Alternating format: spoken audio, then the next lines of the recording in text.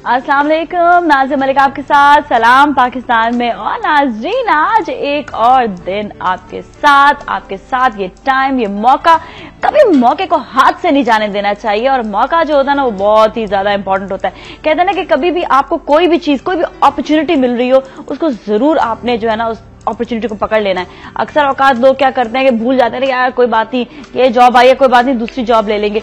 इसी तरह ही बहुत सारे आपको मौके मिलते हैं और आप उस मौके को आप सही तौर से आप उसको हासिल नहीं कर पाते हैं और भूल जाते हैं। जब फिर आप कहते हैं, इग्नोर कर देते हैं या छोड़ देते हैं, कहते हैं चलो यार कोई बात नहीं, अगला मौका और मिल जाएगा। लेकिन बाज औकात बहुत सी ऐसी चीजें होती हैं जिनको अवेल करना चाहिए। कोई भी अपॉर्चुनिटी होती है, कभी कोई रिश्ता ही आ जाता है, कभी ऐसा होता है कि आपको कोई कपड़ा पसंद आता है, आपने वो खरीदना होता है बाजार में जाकर और आप वो छोड़ देते हैं तो जी कोई और आके ले जाता है।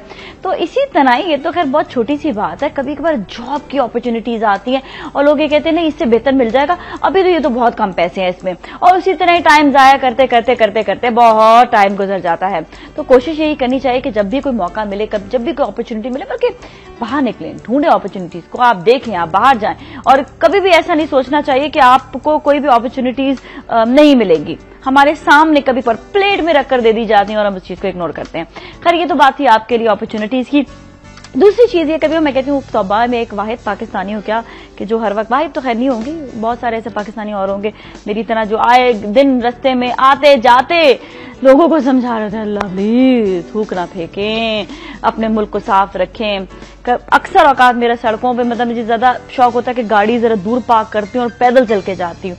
अल्लाह हमारे मुल्क को बहुत साफ सुथरा बना दे। डे बाय डे लोगों को कुछ होता जा रहा है, थूक बहुत फेंकते हैं लोग।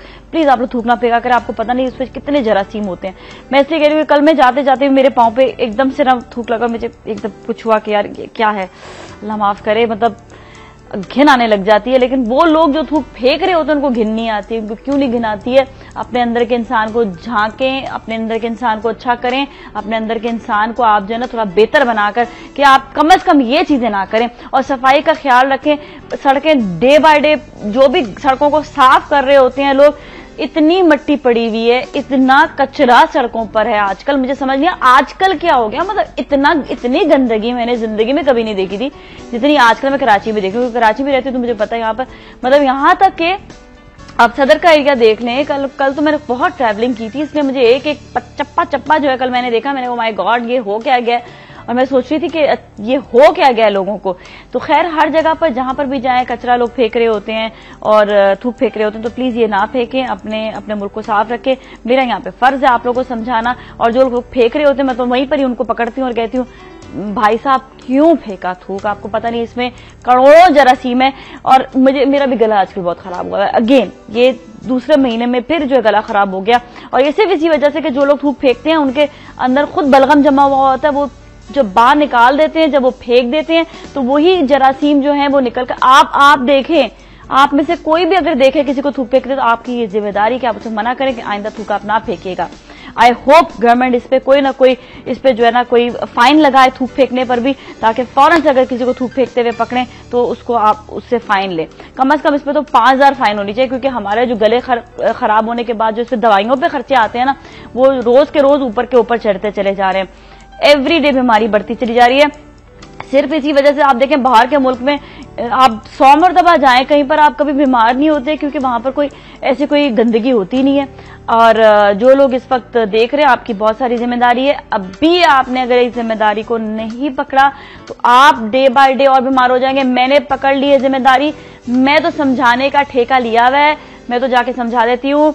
गाड़ी पे कोई भी जाके अगर थूक फेंकता है तो मैं उसको रोक लेती हूँ और उसको वहीं से कहती हूँ भाई थूक ना फेंको, कचरा ना फेंको, मना करती हूँ। उसी वक्त कोई कचरा मेरे सामने भी फेंकता है तो मैं उनको भी जाके मना करती हूँ, बहुत प्यार मोहब्बत से मना करती हूँ, प्लीज कचरा ना फेंके, अपने वतन को, अपने प्यारे मुल्क को आप गंदा ना करें।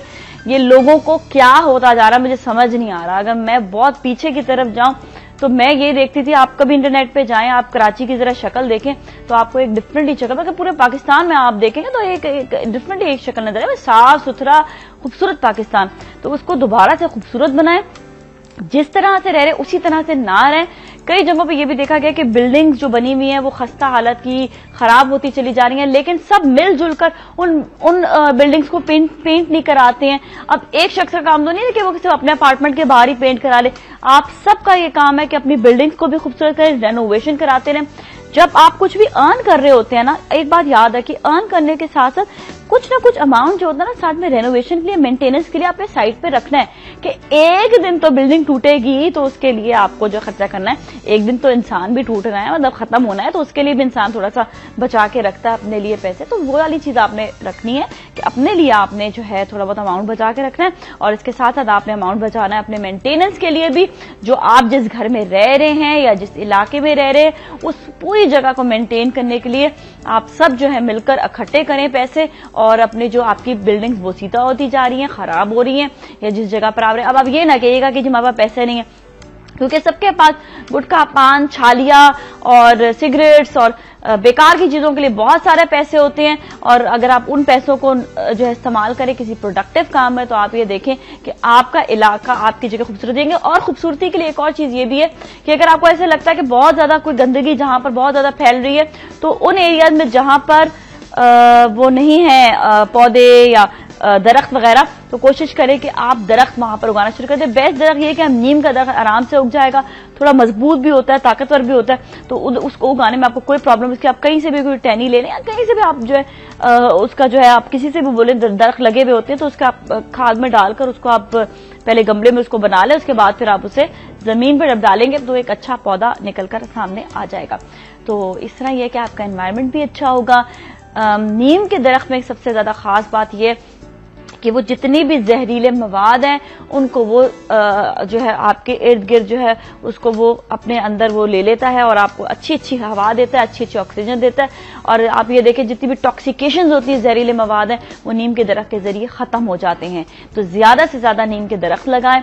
कराची में बहुत सारे दरख्त लगे हुए हैं, लेकिन काश यहाँ पर ज्यादा नीम के दरख्त होते तो हमारा एनवायरमेंट और ज्यादा अच्छा हो जाए।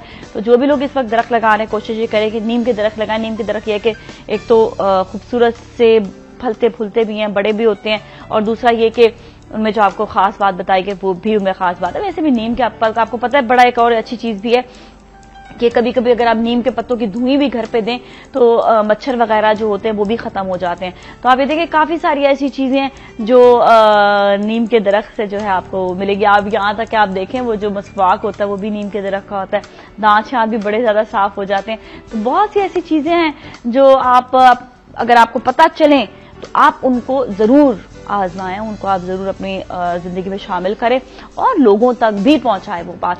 हो सकता है कि मेरी बात बहुत से लोगों तक ना पहुंची हो, तो अब आपकी जिम्मेदारी है कि आप जाकर ये चीज प्रैक्टिकली करें और प्रैक्टिकली करें। मैं जो चीज है बोलती हूँ वो प्रैक्टिकली करती हूँ। मेरी आदत नहीं है कि मैं खामखा जो है यहाँ पर आकर बात बोलूं। मैं अपने एक्सपीरियंसेस इसलिए भी शेयर कर रही होती हूँ, जिस तरह मैंने आज जो है आप लोगों के साथ ये वाला भी एक्सपीरियंस शेयर किया कि मैं जब भी सड़क पर जा रही होती हूँ तो बहुत सी गंदगी सामने नजर आती है, जिसकी वजह से जो है जरासीम पैदा होते हैं, जिसकी वजह से बीमारियां ज्यादा आती हैं। आप डॉक्टरों पे खर्च करने के लिए तैयार होते हैं, लेकिन आप सफाई के लिए तैयार नहीं होते। इंशाल्लाह हाइजीन पे भी हम एक शो करेंगे, जरूर करेंगे, ताकि आपको बताएं कि एक्चुअली हाइजीन है क्या चीज। अक्सर लोगों को जो है गंदगी की जो बात कर रहे होते हैं, आप देखें गंदगी गंदगी गंदगी इतनी ज्यादा होती है, तो इससे भी आपने जो है बचाव रखना है। अपने आपकी सफाई करनी है, आपने अपने मोहल्लों की सफाई करनी है, अपने घरों की सफाई करें। यहां तक कि जो आप बाहर निकले होते हैं लोग, ना जाने क्यों वो इतना ज्यादा जो है थूक फेंक रहे होते हैं। मुझे कभी पूछती हूँ कि क्या हुआ, उन्होंने कहा बलगम जमा हो गया था इसलिए थूक फेंक दिया। तो अब ये सोचे कि वो बलगम जो है वो आप जब बाहर फेंक रहे हैं तो वो हम तक वो एक बीमारी के जरिए पहुंच रहा है, जिससे एक शख्स को नहीं कई लोगों को बीमारियां लग सकती हैं। और आप ये देखें कि उनके डॉक्टरों के खर्चे, उन लोग के जो है जो लोग बीमार हो रहे हैं उन लोग के जो आप देखें दवाइयों के खर्चे, उन लोग के लिए डॉक्टर के पास भी जाएं तो जी आराम से वो ठीक ठाक पैसे ले लेते हैं। तो आप ये देखें कितने सारे खर्चे इससे बढ़ जाते हैं, यहाँ तक कि स्किन डिजीज तक हो सकती है। आपको पता है इस बात का, स्किन डिजीज खांसी हो सकती है, और इससे ये है कि खारिश की बीमारियां जो आजकल बहुत ज्यादा फैली, हम ये समझते हैं ड्राइनेस हो रही है, अक्सर खारिश की बीमारी भी हो जाती है इससे। और आप ये देखें कि आप यहां तक देखें गंदगी की वजह से, इवन जब कूड़े का जहां पर ढेर आप लगा रहे होते हैं, आप समझते हैं आपने घर साफ कर लिया, घर के बाहर कहीं कूड़े का ढेर लगा हुआ है, तो आप ये उसमें इतने जरासीम है कि आप अच्छे खासे आपके सांस के अंदर वो जरासीम जा रहे हैं, आप सोचते हैं आपके लंग्स खराब हो रहे हैं, कैंसर फैल रहा है। ये सारी चीजें, जिस तरह प्लास्टिक जब जलता है तो उसके धुएं से ही आधा कैंसर तो आपके अंदर चला गया। तो कई ऐसे मोहल्ले और घर देखे हैं जहां पर जो है बाहर कचरा पड़ा हुआ है और जो जल रहा है, तो आप कैंसर अपने अंदर लेकर जा रहे हैं। तो आप किसी भी थोड़ी सी गुजारिश है कि चाहे आपको रोज जो है कॉल करना पड़े, जो कचरा उठाने वाले होते हैं, पूरी की पूरी कंपनीज होती हैं, आप जो उनको कॉल करें जी वो कचरा उठाकर लेकर जाएंगे। अगर ऐसा कुछ नहीं है तो आप जो है कुछ ना कुछ करके कचरे वहां से आपने एक कचरा कुंडी बनवानी है, खुद बनवानी है, या आप जो है इसके लिए एप्लीकेशन लिखे कि आपको आपके मोहल्ले में कचरा ना फेंका जाए। अगर ऐसा कुछ है तो फाइट फॉर इट, लड़ें आप सब मिलकर मोहल्ले वाले, इससे पहले कि आपके अंदर तक कैंसर पहुंच जाए। तो अपने आप को आप खुद बचाएं। अब ये देखिए बहुत सारी ऐसी चीजें होती है जो लोगों को नहीं पता होती है, उनको बताओ भी तो कहते हैं हमें नहीं पता था, अच्छा से ये हो जाता है, ओह अच्छा से ये हो जाता है। तो वैसे तो हम बहुत सारी बातें कर रहे होते हैं, लेकिन जो इंपॉर्टेंट बातें हैं इनको कभी इग्नोर नहीं करना चाहिए, इनको आपको बताना जरूरी है। और आप जो हैं वो आगे आप जाकर जो है इस चीज पे अमल करें कि आप, बहुत सारे ऐसे लोग हैं जो बाहर गलियों के बाहर कचरा फेंक देते हैं, या सड़क से आप जाते हुए कचरा फेंक देते हैं। अक्सर लोग देखें, अगर आपको कोई बहुत ज्यादा प्रोडक्टिव काम करना है तो उसी कचरे से आप खाद बना सकते हैं। प्लास्टिक नहीं, प्लास्टिक का इस्तेमाल वैसे ही जहर है। प्लास्टिक जहां पर आपको नजर आई है समझ लें कि आप जहर इस्तेमाल कर रहे हैं, इसका आप हाथ में लेकर जा रहे हैं तो वो भी आप जहर लेकर जा रहे हैं अपने साथ। तो प्लास्टिक इतना ज्यादा खतरनाक है, लेकिन अक्सर औकात लोगों को पता ही नहीं होता जी प्लास्टिक कितना खतरनाक है। एक जमाने में बड़ी प्लास्टिक की थैलियां शैलियां खत्म हुई थी और कागज की थैलियां आ गई थी, बड़ी खुशी हुई थी क्योंकि जो कागज है ना वो रिसाइकल हो सकता है, लेकिन प्लास्टिक जो है वो रिसाइकल नहीं हो सकता। फिर मैंने वहां पर एक जो है ना सबमरीन चौक के बिल्कुल साथ ही एक छोटा सा उन्होंने घर सा देखा था जो प्लास्टिक का बनाया था। तो आप ये देखें वो घर बन सकते हैं प्लास्टिक के, लेकिन प्लास्टिक को आप मैनेज नहीं कर सकते। आप जलाएंगे तो आपके अंदर कैंसर जाएगा। और आप ये सोचने के मतलब आसान अल्फाज में कह रही हूँ, धुआं नहीं कह रही हूँ, मैं कह रही हूँ कैंसर जाएगा, क्योंकि जो उस धुएं को सूंघेगा उसको कैंसर तो मस्ट होना ही होना है, इतना खतरनाक होता है। यहाँ पर तो कोई टीबी शीबी हो जाएगी, आपके लंग्स जो खराब हो जाएंगे, कहीं ना कहीं से बीमारी तो आनी है। तो हमारा इम्यून सिस्टम जो खराब हो रहा है, जो हमें बीमारियों से रोकता है, वो सारी गंदगी की वजह से। गंदगी जो है वो समझ लें कि सबसे ज्यादा टॉप पर जो परेशानी का बायस है ना वो गंदगी है। तो जितनी ज्यादा गंदगी आप देखेंगे मोहल्लों में, आपके घरों में, आपके सड़कों पे, उतनी ज्यादा आप ये समझे कि बीमारियां होंगी, उतने ज्यादा जो है आपके जो बाल गिर रहे होते हैं वो बाल गिरेंगे, उतने ही ज्यादा जो है आपके ये देखिए कि आपके पिंपल्स बहुत ज्यादा हो जाएंगे, स्किन डिजीज बहुत ज्यादा आ जाएंगी, गले खराब बहुत ज्यादा होंगे, फ्लू हो जाएगा। तो ये सारी चीजें एक्चुअली जितनी भी मैंने आपको बताई हैं, जिसके मिसाइल आप जितने भी मसले आ रहे होते हैं वो आप ढूंढ रहे होते हैं उनके, वो सिर्फ और सिर्फ सबसे पहला जो एक मेन मसला है वो है गंदगी। अगर जितनी ज्यादा गंदगी फैलती जाएगी, आप ये देखें गुजरते हुए आपको कहीं से भी कोई जगह का साफ नजर आ जाए, मतलब हर पोर्शन में जाने के बाद कहीं ना कहीं से थोड़ी सी गंदगी आ जाती है, फिर आप आगे जाते हो थोड़ी सी और गंदगी आ जाती है। आप अपने आप को कितना बचाते रहेंगे इस चीज से। तो आपने जो है ना खुद देखना है। जो लोग इस वक्त देख रहे हैं, आपके ऊपर बहुत बड़ी जिम्मेदारी है कि अब आपने लोगों को समझाना है, लोगों को बताना है। अच्छा, जहां तक बात रेनोवेशन की भी आती है तो कई ऐसी इमारतें जो मैंने देखा कि काफी ज्यादा इमारतें जो है उनका टीवी पर भी आ रहा होता है जी गिर गई हैं, ये प्रॉब्लम हो गया, वो प्रॉब्लम हो गया। तो बेसिकली मजबूत इमारत वही होगी जो जिसको रेनोवेशन बार बार मिलती रहेगी, जिसका ख्याल रखते रहेंगे। अगर दीवार टूटे, देखें अगेन वही वाली बात मैं दोबारा से कहूंगी, मेंटेनेंस के लिए आप जो भी कुछ कमा रहे हैं साइट पे मेंटेनेंस के लिए जरूर रखें, क्योंकि अगर मेंटेनेंस का आप नहीं रखेंगे, एक दिन कोई भी एक जगह जो है वो गिर जाएगी और बाद में फिर आपको ख्याल आएगा कि ओह ये तो मैंने ख्याल ही नहीं किया था, इसके लिए तो पैसे ही नहीं मेरे पास। जब आपको पैसे, जो आपको महीने की तनख्वाह के आपको जो भी पैसे मिल रहे हैं, उसके लिए मेंटेनेंस के लिए आपने जरूर साइट पर रखते हैं। कभी कोई जो है नल भी खराब हो सकता है घर पे, या फिर कभी ऐसा भी हो सकता है जी गीजर खराब हो गया, क्योंकि दीवार से जो है वो पानी टपकने लगा, अब पेंट खराब हो गया। तो इन सब चीजों के लिए मेंटेनेंस के लिए अलहदा से आपने पैसे रखने हैं। आपने कई ऐसे बिल्डिंग्स वगैरह देखी होंगी जहां पर मेंटेनेंस के लिए कुछ पैसे लिए जाते हैं सब अपार्टमेंट वालों से।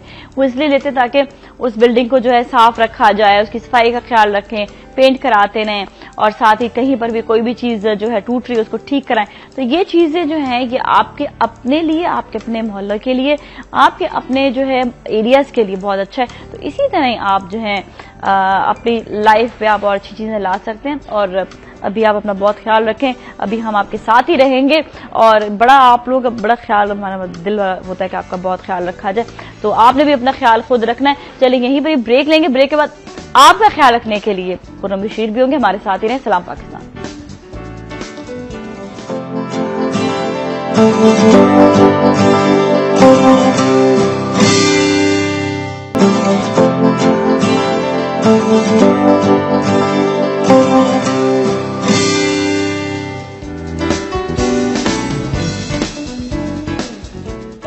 और डॉक्टर खुर्रम बशीर भी हमारे साथ हैं, उनसे हम बात करेंगे। अस्सलाम वालेकुम, कैसे आप? ठीक ठाक हैं, खैरियत से हैं? बिल्कुल नादिया। अच्छा जी, बहुत सारी बातें अभी लोग आपसे करना शुरू कर देंगे, तो मैंने कहा पहले मैं आपसे जो है सवाल कर लूं कि अक्सर औकात ये हो जाता है कि आंखों के इर्द गिर्द जो है ना, एक तो हल्के बहुत ज्यादा, और दूसरा ये कि कभी कभी ऐसा होता है कि बहुत ज्यादा ना ड्राइनेस सी हो जाती है, और स्किन जो है ना पतली पतली होने लगती है। बिल्कुल बिल्कुल, ये एक बड़ी कॉमन प्रॉब्लम जिसे कहते हैं सेबरिक डर्मेटाइटिस। अगर आपके सर में खुश्की हो या मौसम के साथ साथ अगर आप पानी प्रॉपर न पीते हो, आपके अंदर विटामिन ना जा रहे हो, और स्किन जो हमारी है वो एक पूरे प्रोटीन से बनी हुई है। प्रोटीन से मतलब ये कि आप दूध पी रहे हैं, आप छोले खा रहे हैं, आप भुट्टे खा रहे हैं, ये वाली चीजें। अच्छा, बहुत सारे लोग कहते हैं जब तक हम गोश्त नहीं खाएंगे प्रोटीन नहीं मिलेगा। अगर आप छोले खा लेते हैं, अगर आप पालक खाते हैं, पालक में विटामिन सी भी बहुत सारी है, आयरन भी बहुत सारा है, और आपको प्रोटीन भी मिलेगा। ठीक है, तो इस तरह की चीजें खाएं। अच्छा, बड़ा सिंपल सा, अगर आप कुछ भी क्रीम नहीं लगाते, क्या करें आप? सिर्फ और सिर्फ 2 टेबलस्पून, ये पूरे महीने का होगा, ठीक है, 2 टेबलस्पून आपने ग्लिसरीन लिए, ठीक है, 2 टेबलस्पून आपने लिया लिक्विड पैराफिन, ठीक है, इन दोनों को मिलाया, बहुत सारा रोज वाटर डाला, ठीक है, बिल्कुल डाइल्यूट हो गया, और इसके साथ ऐड किया एक अच्छी सी क्रीम आती है बड़े आराम से, कैनाकॉम, 5 ग्राम वो मिलाई, और पूरा मिक्स करके आपने ट्वाइस डे अपने आईब्रोज आईलैशेस लगाए। एक तो इससे व्हाइट होना, जो बहुत सारी लड़कियां होती हैं आईलैशेस आईब्रोज प्रीमेच्योर क्योंकि खुश्की से व्हाइट होने लगते हैं, तो व्हाइट ऐसा ऐसा झड़ते जाएंगे, नए जो आएंगे वो ब्लैक हो। मतलब ये भी कि व्हाइट जो आईब्रोज हो गए वो भी खत्म हो जाएंगे। बहुत अच्छा रिजल्ट आता है। और दूसरी बात ये कि आपकी ग़िज़ा ऐसी होनी चाहिए कि आपके अंदर इस तरह के प्रोटीन्स हो, या आप इस तरह के सिरप्स हो जिसके अंदर फास्फोरस हो, या कैल्शियम हो, ठीक है, जो कैल्शियम हो, प्रोटीन्स हो, और बहुत अच्छी विटामिन आएंगे फास्फोरस, जिसके जरिए आपका बिल्कुल जितनी एंटीऑक्सीडेंट्स हैं तमाम बॉडी के, जो कहते हैं ना एक्स्ट्रा जो पॉइजनस चीजें, वो बाहर निकल जाती है, और जो आपको बॉडी में रिक्वायर्ड है वो बॉडी में स्टोर्ड रहता है। अच्छा, मतलब कि जो सही नहीं है, जो मतलब लग रहा है कि जो आपको लगता है कि भाई रिक्वायर्ड नहीं है, वो निकल जाता है, और जो रिक्वायर्ड है वो अंदर बॉडी के अंदर है। तो इसमें कोई ये आप डरने की बात नहीं है कि मगर आपको ये बात जरूर है कि डेफिनेटली डॉक्टर आपको मॉनिटर करके बताएगा कितने खाने, ये नहीं कि आप खाए जा रहे हैं। अच्छा, हमारे अभी हम जो है ना ब्रेक लेंगे, उसके बाद हम कॉल का सिलसिला शुरू करेंगे। आप हमारे साथ ही रहे। सलाम पाकिस्तान।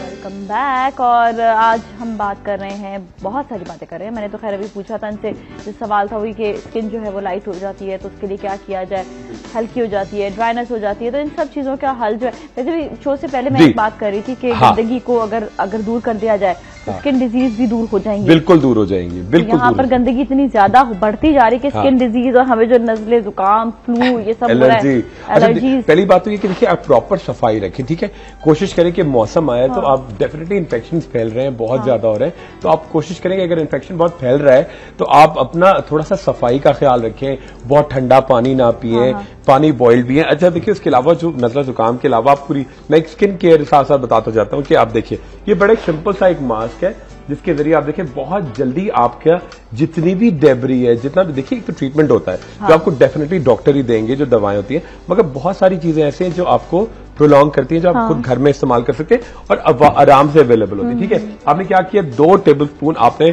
फुल क्रीम मिल्क लिया, ठीक है, या योगर्ट लिया या मेयोनीज लिया, ठीक है, उसके साथ 1 टीस्पून क्रश करके पार्सली या पुदीना या धनिया, जो भी जो फ्रेश होता है, ठीक है, उसके साथ आपने 1 लेमन स्क्वीज किया, ½ टीस्पून एप्पल साइडर विनेगर किया, और ये तमाम चीजें मिक्स करके थोड़ा सा, इससे बिल्कुल डरने की जरूरत नहीं है, अगर 1 से 2 ड्रॉप्स आप आफ्टर शेव लोशन, ठीक है, जी, ये आफ्टर शेव लोशन, ठीक है, एंटीसेप्टिक होगा, ठीक है, मिला के ये आप मास्क लगाएं तो आपके दाने, आपके ब्लैक हेड्स, आपके व्हाइट हेड्स तमाम पॉप आउट हो जाएंगे। और ये मजीद जो एक्ने बन रही होती है, जो फिर आपको डेफिनेटली एंटीबायोटिक खाना पड़ती है, उससे आप बच जाए। सही हो जाएगा। अच्छा, हमारे साथ कॉलर भी मौजूद, उनसे बात करेंगे। हेलो जी, अस्सलाम वालेकुम।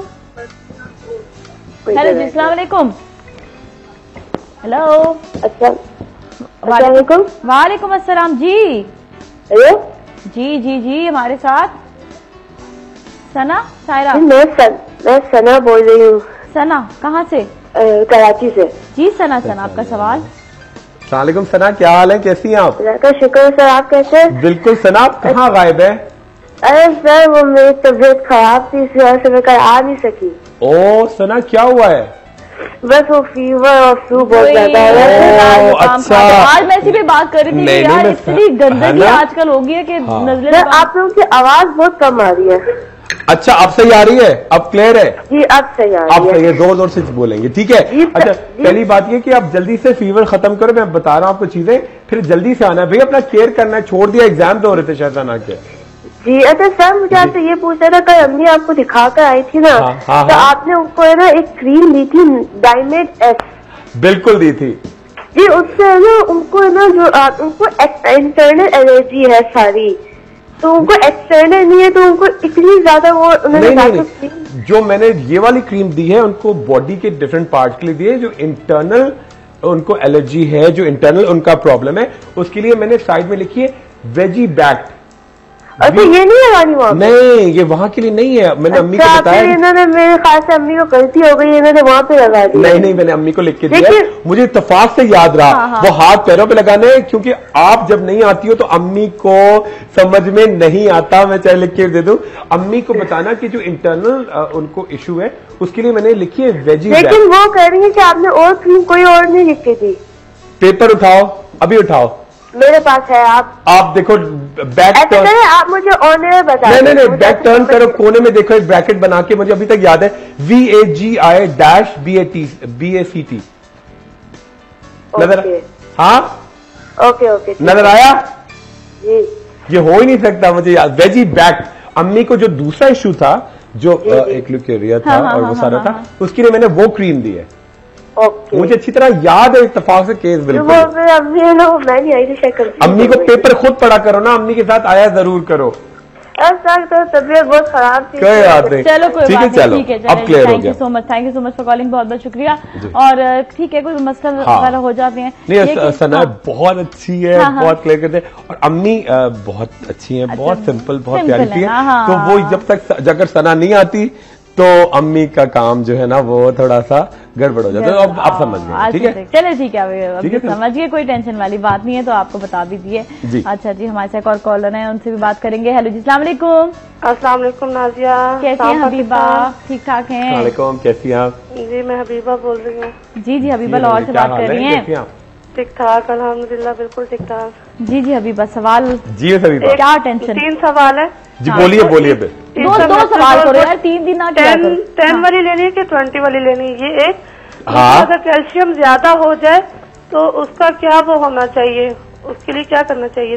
ये बिल्कुल ठीक है। तीसरी बात ये है कि वो जो कोलेजन इलास्टिन लोशन बताया था आपने, उसकी जगह कोलेजन रिंकल लोशन मिल रहा है, वो भी सही है, वही वो उसको खत्म कर दो, एक ही बात है। बिल्कुल सही है हबीबा। और वो आपने सिलिकॉन पैड बताए थे। जी बिल्कुल, उसके बारे में थोड़ा सा डिटेल बता दीजिए खड्डों के लिए। बिल्कुल बता दो। अच्छा हबीबा, बताइए कि आपने डाइट को इम्प्रूव किया, खुराक को बेहतर किया?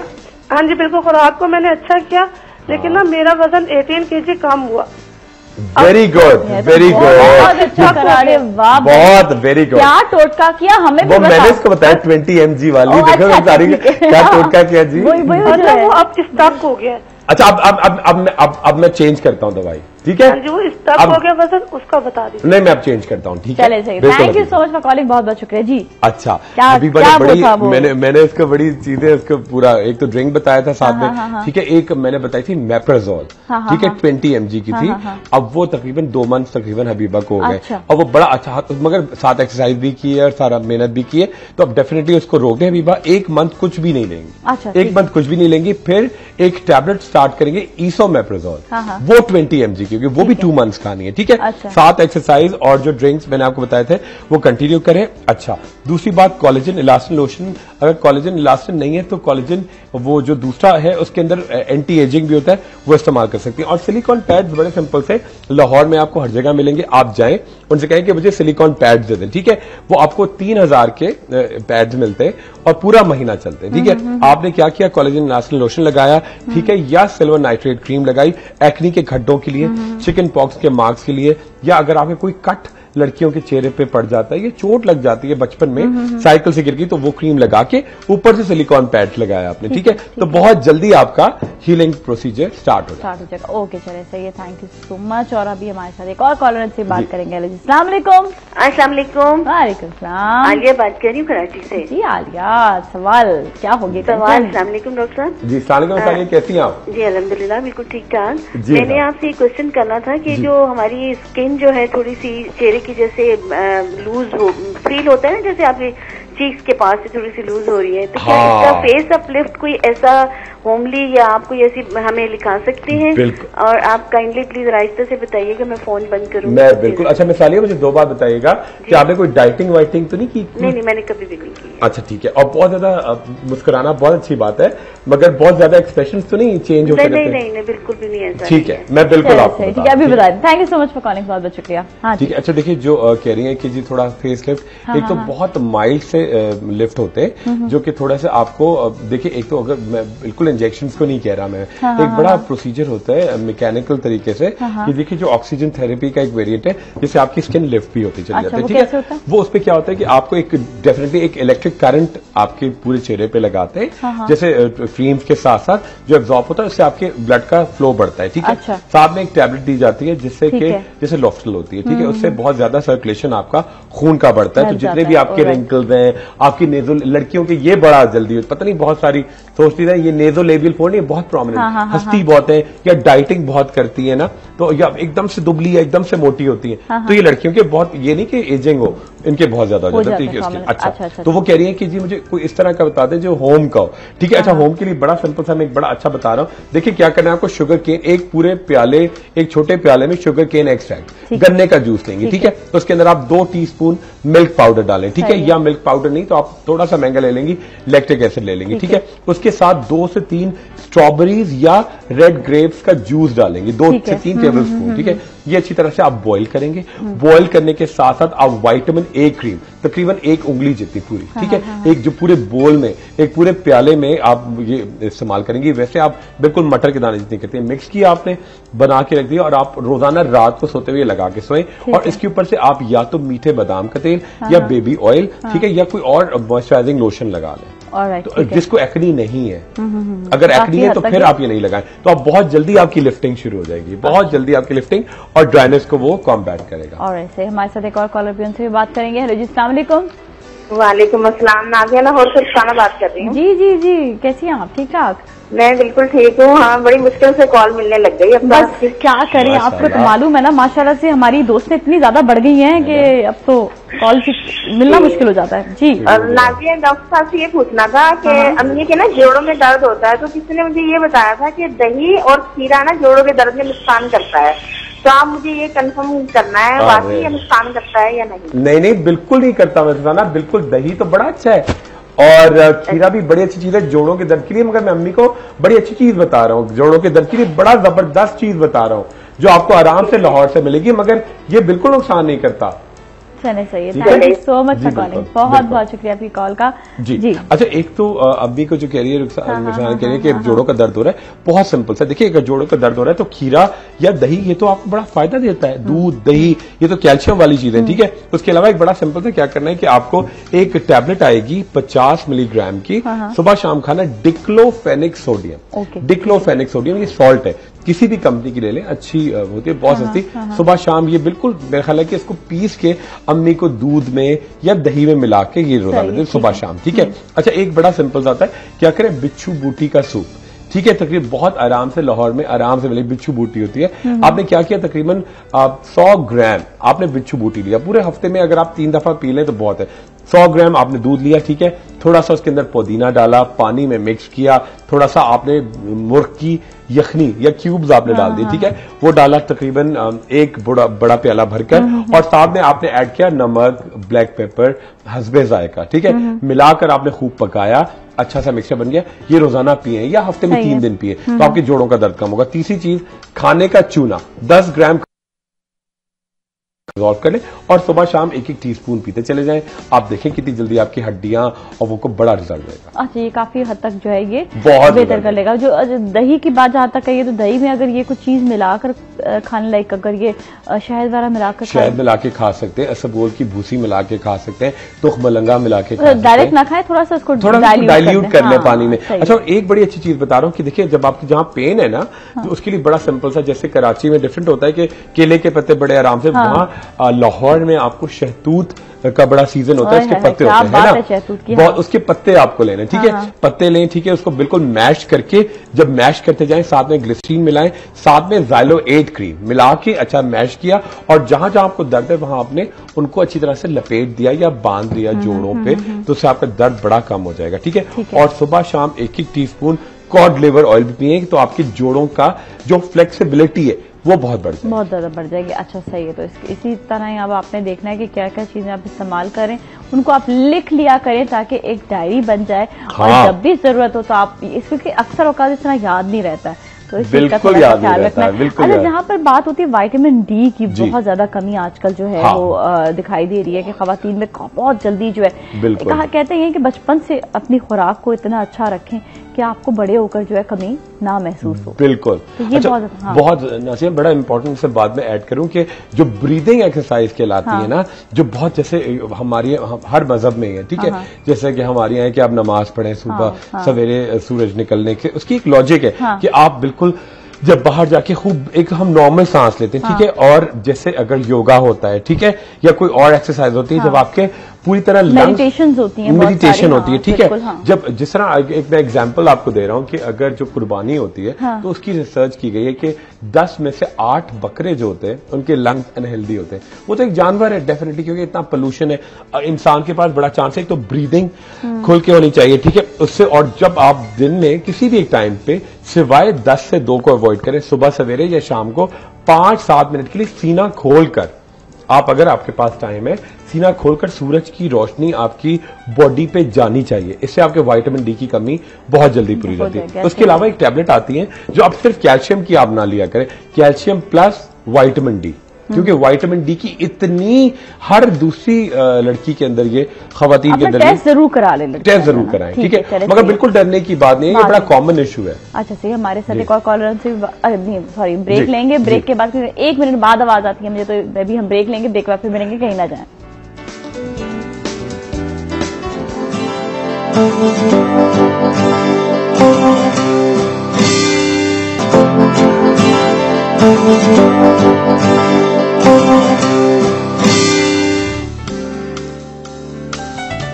बैक और हम आगे हैं वापस, और हमारे पास एक SMS भी आया हुआ है, उन्होंने कहा है कि बहुत ज्यादा रिबाउंडिंग के बाद बाल गिर रहे हैं, बिल्कुल, इसके लिए कुछ बता दें। बिल्कुल। अच्छा, देखिए प्लीज, एक बहुत ज्यादा रिबाउंडिंग या बहुत ज्यादा आयरन जब आप कराते हैं तो बाल आपके बड़ा तेजी के साथ शेड होते हैं। पहली बात यह कि अगर आप इस तरह का कोई प्रोसीजर करते हैं तो उसके बाद तेल जरूर लगाया करें। खूब ज्यादा ऑयलिंग बालों में होनी चाहिए, जितना ज्यादा आप ऑयल लगाएंगे उतनी जल्दी आपके बालों को असल शेप में आएंगे। अच्छा, एक हेयर ट्रीटमेंट होता है, उसमें क्या करते हैं कि देखिए एक आपको जो एक एक्सट्रैक्ट्स होते हैं थ्रू आपको, बिल्कुल एक तो इंजेक्शन होते हैं सर की, ठीक है, वो कोशिश करें कि आपको इतनी जरूरत नहीं पड़ती जब तक कि आपके एलोपेशिया ना हो रहा हो या बाल खोरा ना हो। अगर आपके बाल बहुत झड़े तो एक बड़ा ट्रीटमेंट होता है कि जो हेयर ट्रीटमेंट आपको क्या करना है कि सिर्फ हॉट ऑयल, ट्री ऑयल, ठीक है, वो आपको बिल्कुल जैसे लाइट सी नीडल्स होती है, जिसके जरिए आपके पूरे बालों में, आपके पूरे लेयर्स पे, शेफ्ट पे, उसको पूरा आप अच्छी तरह से कवर करते, कोटिंग करते। 15 दिन में एक दफा होती है, ठीक है, या तो आप वो करें, खुद लड़कियां घर में भी कर सकती है, ठीक है। टी ट्री ऑयल को आपने हीटअप किया, ठीक है, नीडल्स होती हैं बहुत प्लास्टिक की, ठीक है, उससे आप पूरी कोटिंग करते हैं, तो आपके मजीद एक तो ड्राइनेस ही रहती, बालों के रूट्स में एक नरिशमेंट आती है, और बहुत ऐसे बालों का जो झड़ना है, वो जितने झड़ने जो डेड हो गए वो तो झड़ेंगे, मगर जो नए आते हैं उनकी ग्रोथ तेज होती है, ठीक है। उसके अलावा एक बड़ा सिंपल सा आप क्या करें कि देसी अंडे का तेल या आपने सरसों का तेल, उसे गर्म किया, आपने ब्लैक पेपर ऐड किया, अच्छी तरह से ऑयल को करने के बाद आपने पूरा तेल अच्छी तरह मसाज करके और ऊपर से हॉट टॉवल आपने लगा दी ट्वाइस अ वीक, ठीक है। और एक शैम्पू, आंवला, रीठा, सिकाकाई और खस, ठीक है, इनको इक्वल क्वांटिटी में खूब पकाया। पकाने के दौरान 1 टेबल स्पून सोडियम बेंजोएट डाला और 1 टेबल स्पून जिंक पायरोथॉन लोशन। ये मिला के आपने शैम्पू रख दिया, इससे बाल धोएं। और अगर आप स्मेल अच्छी करना चाहते हैं लेवेंडर ऑयल डाल दें या चमेली का तेल 1 चमचा डाल दें, तो स्मेल बड़ी अच्छी हो जाएगी। बहुत अच्छा शैम्पू है और आपको कम से कम 6 मंथ यही शैम्पू यूज करना है, क्योंकि जब रिबॉन्डिंग उसके बाद। ठीक है, सही है। हमारे साथ एक और कॉलर से बात करेंगे। हेलो जी, अस्सलाम वालेकुम। जी हेलो, अस्सलाम वालेकुम। वालेकुम अस्सलाम जी, कैसी हैं आप? ठीक है, बिल्कुल ठीक ठाक। सायरा, आप कैसी हो? अल्लाह का शुक्र है, ठीक ठाक। और डॉक्टर खुरम कैसे हैं? अस्सलाम वालेकुम डॉक्टर खुरम। जी अस्सलाम वालेकुम सायरा, कैसी हैं आप? अल्लाह का शुक्र है, ठीक ठाक। असल में ना एक बड़ा संगीन मसला पेश हो गया। अरे क्या हुआ? क्या मसला पेश आ गया? इस तरह से जो है ना, 1-2 दिन पहले जो है ना, मैं रात को सोई और सुबह जब उठी तो वो जो मेरी एक साइड थी ना चेहरे की, हाँ, वो हो गई जो है ना बिल्कुल ब्लैक है। एक रात ब्लैक, हाँ, उसका कलर ब्लैक हो गया। पता नहीं क्या हो गया, एकदम से क्या रिएक्शन हो गया, समझ ही नहीं आया। अच्छा, फिर अभी जो है ना 2 दिन गुजरे हैं तो वो रेड हो गया है। बिल्कुल बिल्कुल बिल्कुल समझ गया मैं। बिल्कुल बिल्कुल, ये आजकल आप मुझे ऑन एयर आंसर दीजिए। ऑन ठीक है, ठीक है, आप बेफिक्र कह रहे हैं। बिल्कुल, ये एक बड़ा कॉमन एक इन्फेक्शन है, एरिस्टोफिलिस कहलाता है। ठीक है, अच्छा, आजकल कोई कीड़ा काट ले या एक हल्का सा कोई बग आपको कर दे तो उसे बहुत एकदम से इन्फेक्शन होता है। उसके लिए बड़ा सिंपल सा क्या करें, एक पहली कोशिश ये करना है कि आपको क्रीम आती है बैक्ट्रोबैन। अच्छा, बैक्ट्रोबैन, ठीक है, ये बड़ा कॉमन। मैं एक पिक्चर भी दिखाऊंगा कि बिल्कुल जैसे लगता है एक स्लैब सा आपके चेहरे पड़ा है, एक चांटा सा आपके चेहरे पड़ा, पूरा रेड सा चेहरा हो जाता है। ठीक है, बैक्ट्रोबैन क्रीम लेनी है। ठीक है, तो उसके साथ ऐड करना है कोई सी भी अच्छी एंटी फंगल, जैसे कि कीटाकोनाजोल है, ठीक है, या क्लोट्राइमेजोल है। ये दोनों क्रीम मिक्स करके पूरे चेहरे पे लगाएं। अच्छा, एक टैबलेट आप शुरू कर दें फॉर 1 मंथ। ठीक है, जैसे कि वेल्कोडॉक्स, WELLCODOX, सुबह शाम एक टैबलेट, तो उससे आपकी इन्फेक्शन भी गायब हो जाएगा। और एलर्जी के लिए कोई एंटी एलर्जी ले ले, ये बड़ा कॉमन है। बिल्कुल ये ब्लैक उनको लगा होगा, होता बिल्कुल रेड सा है। अच्छा, और एकदम से वो 1-2-3 दिन से डेवलप हो रहा होता है। अच्छा, वो पहले एकदम से वो ब्लैक होता है, फ्लेयर अप होता है, बिल्कुल, हाँ, बिल्कुल ब्लैक सा लगता है कि बहुत ज्यादा रेड हो जाता है, इस वजह से वो ब्लैक का इफेक्ट देता है। आहिस्ता आहिस्ता वो जाके नॉर्मल हो जाता है। बिल्कुल सायरा, बिल्कुल परेशानी हो, 1 वीक पूरा कीजिएगा, फिर अगले हफ्ते में जरूर जरूर जरूर बताएं कि उसको बड़ा मॉनिटर करना है कि गड़बड़ ना हो। अच्छा, सही है, चलें, ठीक है। और हमारे एक और कॉलर से बात करेंगे। अस्सलाम वालेकुम। हेलो, अस्सलाम वालेकुम। वालेकुम अस्सलाम जी, क्या हाल है आप? बिल्कुल ठीक है, आप कैसी हैं? मैं बिल्कुल ठीक हूँ जी। क्या हो गया मसला? टेंशन? मैंने डॉक्टर खुरम से बात की थी, उनके क्लिनिक में भी कॉल किया थे, बिल्कुल उनसे बात नहीं होती। बस तुम यहाँ पे बात कर सकते, क्लिनिक में ना तंग किया करो, बहुत पेशेंट होते हैं, तो यही पे कॉल करो। आपका नाम क्या है? सर, आई एम सीरत फ्रॉम पाकपतन। जी सीरत, क्या हाल है, कैसी हैं आप? सर, अल्लाह का लाख लाख शुक्र है, बिल्कुल ठीक हो। बस आपसे बात करने की आज से जिंदा रह रहे हैं। ओए नहीं सीरत, आप इतनी अच्छी हो, आप बिल्कुल नहीं सोचा, आप बिल्कुल कॉल, मैं पता है सीरत से जरूर बात करूंगा। हाँ। ठीक है, और आज जरूर कॉल करना सीरत, आज आपसे जरूर जरूर जरूर बात होगी। किस टाइम कॉल करूँ? आपके मसला तो बता दो। मसला तो बिल्कुल बता दे, मगर रात में आप 10:30 तक जरूर कॉल करें। लेकिन अभी मसला बताओ। बिल्कुल बताइए फिर। अभी बता देते हैं। एक्चुअली सर, मेरी आपकी जो प्रॉब्लम है, उनकी शादी होने वाली है। उनका ना 2 टोन है कलर, मतलब अच्छा, एरिया थोड़ा डार्क है, बिल्कुल ठीक है, जो चीक्स है वो सही कलर है, और उनके थोड़ा थोड़ा ब्राउन तिल भी होते हैं ना, वो भी उनकी चीक्स ब्राउन तिल भी। अच्छा ठीक है, बिल्कुल। अच्छा सीरत, मैं आपने जो क्रीम बताई थी ना अल्फा हाइड्रोक्सी वाली, वो यहाँ से बिल्कुल नहीं मिल रही, लाहौर ये साइड पे। अच्छा, आप लोग ये सूरज में जाना आना होता है? सूरज में सूरज एक्सपोजर तो इतना नहीं ना सीरत, सूरज में तो इतना नहीं है ना? जी, सूरज में इतना जाना तो नहीं होता। नहीं, इतना नहीं होता, हमारा तो बिल्कुल बंद है, वो बाहर जब नहीं जाती। वेरी गुड, मगर बहन किचन में तो जाती होगी? जी, किचन में तो जाती है, वही किचन जाती, बस ठीक है, वो ही जाती है, अच्छा ठीक है। चलिए सही, सीरत क्यों नहीं जाती? जी सर, मैं नहीं जाती, मैं कॉलेज जाती हूँ। ओह, मैं कॉलेज जाती हूँ। अभी ये कि वो चली जाएगी, उसकी शादी को फिर नहीं जाना है। लाइट नहीं, आप केबल की लाइट नहीं, तो आप प्लीज लाइव बता दीजिए। चलो आप कर रहा। और दूसरी चीज है कि जो भी खवातीन किचन में जाती हैं, उन लोगों के लिए भी एक टिप जरा दे दीजिए। बिल्कुल ठीक है। अच्छा देखिए, एक तो बड़ा सिंपल सा सीरत, क्या करना है कि बहन को एक तो टैबलेट आप फौरन शुरू कर दें। देखिए, सुबह शाम एक टैबलेट बीटज, ठीक है, पूरे 2 महीने तक खाएगी बहन, ठीक है, बीटज, ठीक है। और एक बड़ा अच्छा सा क्या करना है, देखिए ये आप मिक्सचर बनाएंगे, इसके लिए टोनर, ठीक है, जिससे रोजाना चेहरे की सफाई करनी है। देखिए, आप लेंगे तकरीबन 1 हैंडफुल लौंगे, ठीक है, लौंगे बिल्कुल क्रश करके, साथ में आप उसके डालेंगे 1 लेमन पूरा स्क्वीज करके, ठीक है, 1 टेबलस्पून जामुन का सिरका, और उसके साथ ऐड करेंगे कि हर जगह आराम से मिलता है टिंचर ऑफ बेंजोइन, ठीक है, 8 से 10 कतरे, खूब सारा रोज वाटर में बॉईल किया, स्प्रे बॉटल में बना के रख लिया और सुबह रात पूरे चेहरे पे स्प्रे करके और कॉटन वूल से सफाई करना, ठीक है। रंग साफ करने के लिए बड़ा सिंपल हाइड्रोक्विनोन क्रीम पाक पैटर्न में आराम से मिलेगी, ठीक है। हाइड्रोक्विनोन क्रीम लेना, उसके साथ एक क्रीम और आती है ट्राइमफिनोलोन, TRIAMCINOLONE। जितनी वो क्रीम होगी इतनी वो क्रीम लेके हम वजन मिक्स कर लेना और साथ में आप रोज वाटर और पिंच हल्दी डाल दें, ठीक है। मिक्स करके बहन लगाना शुरू करेगी, बहुत जल्दी उसके स्किन बड़ी क्लियर होगी। बीचेज कंटिन्यू करना है और एक विटामिन ई का सोप उसको लेकर दें कि जो इस्तेमाल करेगी रंग बड़ा निखरेगा। और जब भी चूल्हे के सामने जाए सनस्क्रीन लगाएं SPF 45, ठीक है, क्योंकि कम टाइम है और 1 महीने करके फिर हम 30 पे आ जाएंगे। अच्छा जी, सही है, बिल्कुल ठीक है। और जो है जहां पर ये इतने सारे मसले मसाला थे, वेब सीरीज हो लाइन पर ही हो?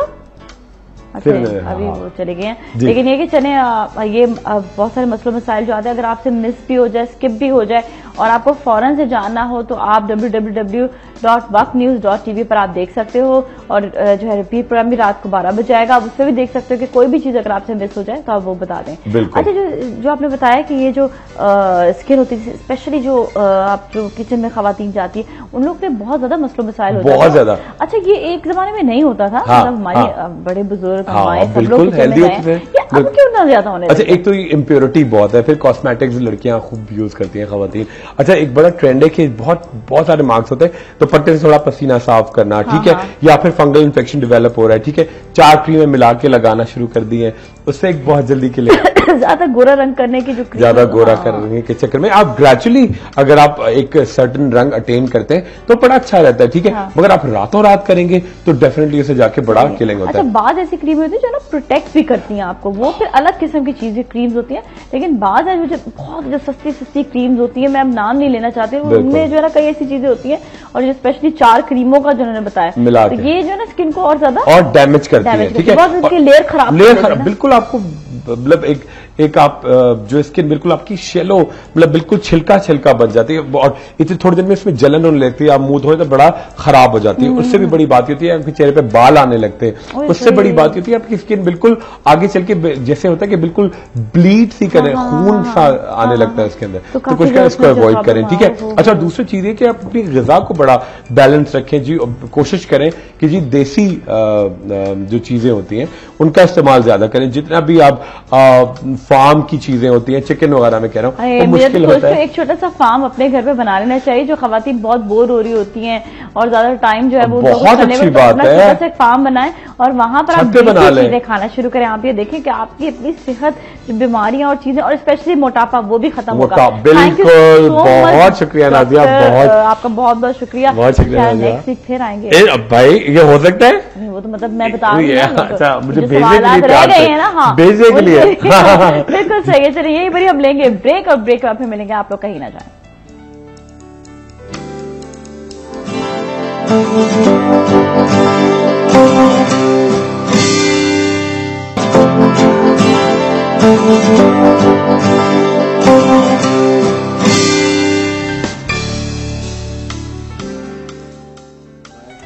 Welcome back. और आज एक और अहम सब्जेक्ट जो आपके लिए लेकर आए हैं और वो है खतरनाक है, काफी खतरनाक है, गुरूर, तकब्बुर और दिखावा, इंसान की बर्बादी।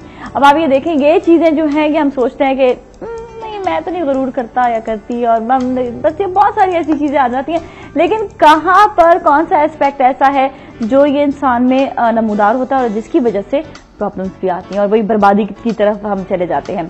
तो सबसे पहले आज मैं अपने पहली गेस्ट से आपसे मुलाकात करवाऊंगी। हमारी बहुत ही प्यारी होस्ट हैं, बहुत अच्छी होस्ट हैं और साथ में लिखती भी बहुत अच्छा है।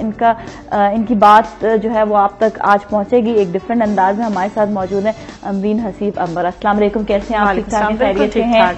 और हमारे साथ मौजूद हैं डॉक्टर इमरान, जो माइंड साइंसेज के स्पेशलिस्ट हैं। नेचुरली आपको बहुत से आज भी बातें बताएंगे और आपकी कॉल्स का भी इंतजार रहेगा, आप हमें कॉल भी करते रहे। और ये इस सब्जेक्ट के हवाले से आप ये देखिएगा कि घर, ऑफिस, चाहे आप कहीं पर भी जा रहे हो, बहुत सी ऐसी चीजें हैं जो आपके सामने आएंगी और आप कहेंगे कि हाँ वाकई इंसान के अंदर ये प्रॉब्लम्स की वजह से इंसान जो है वो जो है नीचे की तरफ आता है, बल्कि बुलंदियों पर जाने की वजह। अस्सलाम वालेकुम, आप कैसे हैं? ठीक ठाक है, खैरियत से हैं? ठीक ठाक।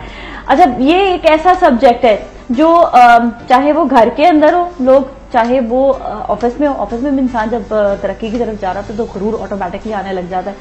ये वजह क्या होती है कि जब इंसान जो तरक्की की तरफ जा रहा था ज्यादातर गुरूर उसमें आता है, या फिर तकब्बुर भी उसी वक्त ही आता है जब बहुत ज्यादा पैसा आ जाए या फिर बहुत बड़ी पोस्ट पर कोई होता है? ये क्या वजह है? देखिए अल्लाह ताला ने जब इंसान को पैदा किया और ये कह के दुनिया में भेजा कि मैंने खैर और शर तेरे अंदर वदियत कर दी, यानी बाय डिफॉल्ट मैंने खैर और शर तेरे अंदर रख दिए। ये शर का जो हमारा मादा है वो शैतानियत का मादा है। इसीलिए अगर इस गुरूर और तकब्बुर की बिगिनिंग देखें तो ये भी वहीं से शैतान से मिलेगी कि जब शैतान ने खुद बराह रास्त अल्लाह ताला से कहा कि मैं आदम से बेहतर हूँ, मैं आदम से बेहतर हूँ क्योंकि तूने मुझे आग से बनाया और इसको मिट्टी से बनाया। आग क्योंकि बुलंद है तो मैं इससे जो है वो बेहतर हूँ, तो मैं इसके आगे क्यों सजदा करूँ। यानी गुरूर उसने वहीं पे इसको शो कर दिया अपने आप को कि मैं बेहतर हूँ। जब भी एक इंसान, जब भी कोई शय, जब भी कोई कुव्वत ये कहेगी कि मैं बेहतर हूँ किसी और से, तो इसका मतलब है कि वो गुरूर और तकब्बुर की तरफ जा रहा है। गुरूर और तकब्बुर अल्लाह ताला की सिफत है, इसीलिए हम अल्लाह अकबर कहते हैं। जब हमने अल्लाह अकबर कह दिया तो इसका मतलब है कि अब कोई ऐसा हमारे पास राइट नहीं है कि हम अपने आप को बेहतर समझ सकें। अल्लाह ताला कहता है इंसान को मैंने तुम लोगों को बराबर पैदा किया, तुम सब लोग बराबर हो सिवाय उसके कि जिसमें ज्यादा तकवा और परहेजगारी है। और तकवा और परहेजगारी का पैमाना या जजमेंट जो है वो सिर्फ अल्लाह ताला के पास है। किसी इंसान के पास ये राइट नहीं है कि वो किसी दूसरे इंसान को जज कर सके। तो जब अल्लाह ताला के पास इसका राइट है, तो अगर इंसान अपने आप को बेहतर समझता है, इंसान अपने आप को गुरूर करता है, तो कुरान करीम के अंदर अल्लाह ताला जो है वो कहता है, हज़रत लुक़मान अलैहिस्सलाम के वाक़े के अंदर सूरह लुक़मान के अंदर अपने बेटे को नसीहत करते हुए कहते हैं कि ज़मीन पे अकड़ कर मत चलो, अल्लाह ताला तकब्बुर को पसंद नहीं करता। और एक और जगह कुरान के अंदर कहते हैं कि तुम ज़मीन पर अकड़ कर मत चलो, ना तो तुम ज़मीन को फाड़ सकते हो, ना तुम आसमान की बुलंदी को छू सकते हो। हदीस मुबारक में रसूल अकरम सल्लल्लाहु अलैहि वसल्लम फरमाते हैं कि जिसके दिल के अंदर राई बराबर भी तकब्बुर है वो जन्नत में नहीं जाएगा। अच्छा, ये चीज, ये जो बात तकब्बुर की है, गुरूर की, क्या इंसान के दिल में सोच भी आए तो भी क्या वो गुरूर करता है? देखिए होता यह है कि अल्लाह ताला का बड़ा अच्छा कानून है, अल्लाह का भी कानून ये है और दुनिया का भी कानून यही है कि जब तक अमल नहीं होता गुनाह नहीं लिखा जाता। जब तक अमल नहीं होता गुनाह नहीं लिखा जाता, लेकिन इंसान के अंदर ये फितरतन आता है। मैं दो वाक़यात आपको बताता हूँ। हज़रत हुज़ैफ़ा रज़ी अल्लाह ताला अन्हु जो है मशहूर सहाबी है, इमामत फरमा रहे थे। इमामत फरमाने के बाद वो जब नमाज खत्म हुई तो उन्होंने लोगों से कहा कि तुम अपने लिए दूसरा इमाम चुन लो। तो कहने लगे मेरे दिल में ये ख्याल आया कि मैं तुम लोगों से बेहतर हूँ, तो इसलिए दिल में ख्याल आया तो उन्होंने कहा कि जो तुम अपना इमाम दूसरा जो है ना वो तब्दील करो। हज़रत उमर रज़ी अल्लाह ताला अन्हु का बहुत मशहूर वाक़या है कि आप मिंबर पे से नीचे उतरे और नीचे उतरने के बाद उन्होंने कहा कि उमर इब्ने खत्ताब ऊंट को चराता था और उसका बाप उसके ऊपर तशद्दुद करता था। तो लोगों ने पूछा कि अमीरुल मोमिनीन ये आपने ये बात क्यों कही? कह लेंगे मुझे मिंबर पे बैठ के एकदम ख्याल आया कि मैं अमीरुल मोमिनीन हूँ, तुम लोगों का खलीफा हूँ, तो इसलिए मैं नीचे उतर के अपनी औकात अपने आप को याद दिला रहा था कि मैं ऊंट को चराता था और मेरा बाप मुझ पर तशद्दुद करता था। तो इंसान को जब ये ख्याल आता है कि जी मैं किसी से बुलंद हूँ, मैं किसी से बेहतर हूँ, तो तरीक़ाकार यही है कि हम अपना मुहासबा करते हैं। और यही मैं आपको जो वाक़यात बता रहा हूँ कि लोग इस तरह अपना मुहासबा करते हैं कि अगर जरा सा भी ख्याल आता है तो वो अपने आप को सतह के ऊपर जाकर नीचे लेके आ जाते हैं, जहाँ पे उनको ये पता होता है कि ये तकब्बुर जो है वो सिर्फ और सिर्फ क्योंकि अल्लाह ताला की सिफत है, ये हमारे ऊपर हो नहीं सकती। अच्छा, कभी कभी ऐसा होता है इंसान तरक्की की तरफ, जिस तरह एक को देखा तरक्की की तरफ जा रहा है वो इंसान, और दूसरा जो है उसके अंदर उससे ज्यादा बुरा लेके वो तरक्की की तरफ नहीं जा रहा था, लेकिन उसके दिल में जरा सी भी ऐसी बात है कि मैं तो इससे बेहतर हूं तो मुझे क्यों नहीं मिला। एक ये चीज भी आ जाती है ना अक्सर इंसान में। या फिर कभी ऐसा भी हो जाता है कि बहुत इंसान के पास चीज बहुत होता भी है, लेकिन उसके बावजूद भी जो है वो कहता है कि मैं जो हूं सब में और मुझे मिले, जो मतलब एक वाली बात होती है कि और मिले। तो ये जो चीजें आती है इससे भी क्या इंसान देखिए ये चीज है रश्क करने में कोई एतराज नहीं है। एक इंसान एक बेहतर काम करता है, दूसरा इंसान रश्क करता है कि जी मुझे भी ऐसा हो जाना चाहिए, राइट। अब वो इंसान वो रश्क है। लेकिन ये शख्स ये कि जी मैं बड़ा हूँ, चाहे मैं दौलत में बड़ा हूँ, चाहे मैं जो है वो शोहरत में बड़ा हूँ, चाहे मैं अपनी निस्बत में बड़ा हूँ। जब इंसान ये समझता है कि जी मैं बड़ा हूँ, खुद ये समझ रहा है कि मैं बेहतर हूँ, चाहे मैं अपने इल्म में बेहतर हूँ, ये गुरूर, ये तबाही का रास्ता है। जब इंसान जब भी अपने आप को ये समझना शुरू हो जाए कि मैं बेहतर हूँ, या बहुत सिंपल सी बात मैं बता देता हूँ, इसकी आसान तरकीब जो है वो ये भी है कि जब रसूल अल्लाह ने पूछा कि तकब्बुर क्या है, आपने कहा कि जब इंसान अल्लाह ताला के आगे अपनी गर्दन के अंदर नरमी ना करे, तो इसका मतलब वो तकब्बुर के ऊपर है। यानी वो, और दूसरी बात ये है कि जब वो लोगों को खुश करने के लिए कोई काम करे बजाय इसके कि अल्लाह ताला की रजा के लिए काम करे। वो भी जो है वो तकब्बुर की डायरेक्ट डेफिनेशन ये है कि अगर मैं कोई ऐसी बात कर रहा हूँ जिससे मैं ये मुतवक्का रखता हूँ कि लोग मुझसे खुश होंगे, मेरी तारीफ करेंगे, तो मैं तकब्बुर की डेफिनेशन। लेकिन वहां से हमेशा उसका डाउनफॉल जरूर आता है। अभी बहुत सी ऐसी चीजें हम सामने भी देख रहे होते हैं कि गुरूर करने के बाद इंसान जो है बहुत ज्यादा बदतमीज हो जाता है, दूसरों के साथ बहुत बदतमीजी से बात करने लग जाता है, या वो उसको पता होता है और वो ये भूल जाता है कि मेरा कभी डाउनफॉल भी आ सकता है।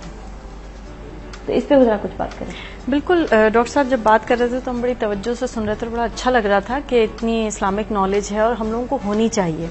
और हम लोग असल में बातें करते हैं लेकिन हम सोचते नहीं हैं। मसलन हम बात करते हैं कि तकब्बुर नहीं होना चाहिए, तकब्बुर नहीं होना चाहिए, लेकिन हम कभी ये सोचते हैं कि तकब्बुर क्यों नहीं होना चाहिए। अल्लाह ताला तो बेनियाज है, उससे इससे कोई मतलब नहीं है कि आप गुरूर कर रहे हैं या तकब्बुर कर रहे हैं, मगर अल्लाह ताला बार बार आपको मना फरमाता है कि आप तकब्बुर नहीं करेंगे, आप गुरूर नहीं करेंगे। अल्लाह ताला आपको पसंद नहीं फरमाता, बल्कि अल्लाह ताला ये इरशाद फरमा देता है कि ये गुनाह है। यानी अल्लाह ताला ने इरशाद फरमाया सूरह हुजरात में कि मोमिनो, कोई कौम किसी कौम का मजाक ना उड़ाए, यानी कौमों के अंदर ये इज्तिमाई तौर पे भी आप मगरूर हो जाते हैं। तो वो कहते हैं कि कौम जो है वो दूसरी कौम का मजाक ना उड़ाए, मुमकिन है कि वो लोग उनसे बेहतर हों, और औरतें औरतों की हंसी ना उड़ाएं, हो सकता है वो उनसे अच्छी हों। और फिर मर्दों के लिए कहा गया है कि अपने मोमिन भाई पर ऐब ना लगाओ और एक दूसरे के बुरे नाम ना रखो।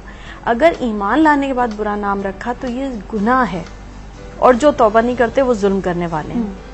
तो यानी ये गुनाह के जुमरे में आता है। अब सवाल ये है कि जब हम तकब्बुर करते हैं या गुरूर करते हैं तो इससे होता क्या है? इससे सिर्फ हमारी तबाही होती है। और ये जो अभी आपने बात की ना कि इंसान बदतमीज हो जाता है या वो सारी अखलाकियात भूल जाता है, वो उसका सबब ये होता है कि वो ये समझने लगता है कि मुझे किसी की जरूरत नहीं है, मैं खुद अपने अंदर इतना बड़ा हो चुका हूं कि अब मुझे किसी की कोई जरूरत नहीं है, मैं अकेला सब कुछ कर सकता हूं। और ये दुनिया बनी इस निजाम के तहत है कि हर एक को किसी न किसी की जरूरत है। हम सब एक दूसरे के काम आ रहे हैं, कहीं ना कहीं हम एक दूसरे के साथ जुड़े हुए हैं, इसी से दुनिया चल रही है। तो जब ये होता है कि इंटरेक्शन एक आदमी खत्म करता है तो दूसरे भी उससे इंटरेक्शन तोड़ देते हैं और फिर वो अकेला होता चला जाता है। और ये अल्लाह की रहमत है कि वो हमें अकेला होता देखना नहीं चाहता।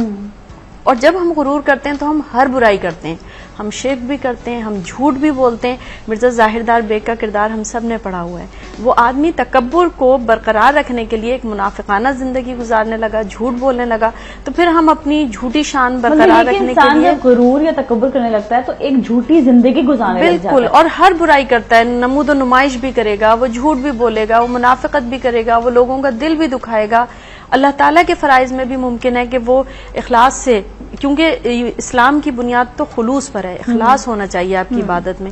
अब अगर वो दिखावे की नमाजें पढ़ता है, अगर वो दिखावे के रोजे रखता है तो अल्लाह ताला ने इरशाद फरमा दिया कि उसका अंजाम भी उसको पता है कि क्या होगा। अच्छा, यही बात डॉक्टर साहब से पूछूंगी कि इंसान जो है वो बदतमीज क्यों हो जाता है? जब ये सब चीजें सामने आती है तो क्यों बदतमीज क्यों हो जाता है? वो देखिए, क्योंकि वो भटक जाता है।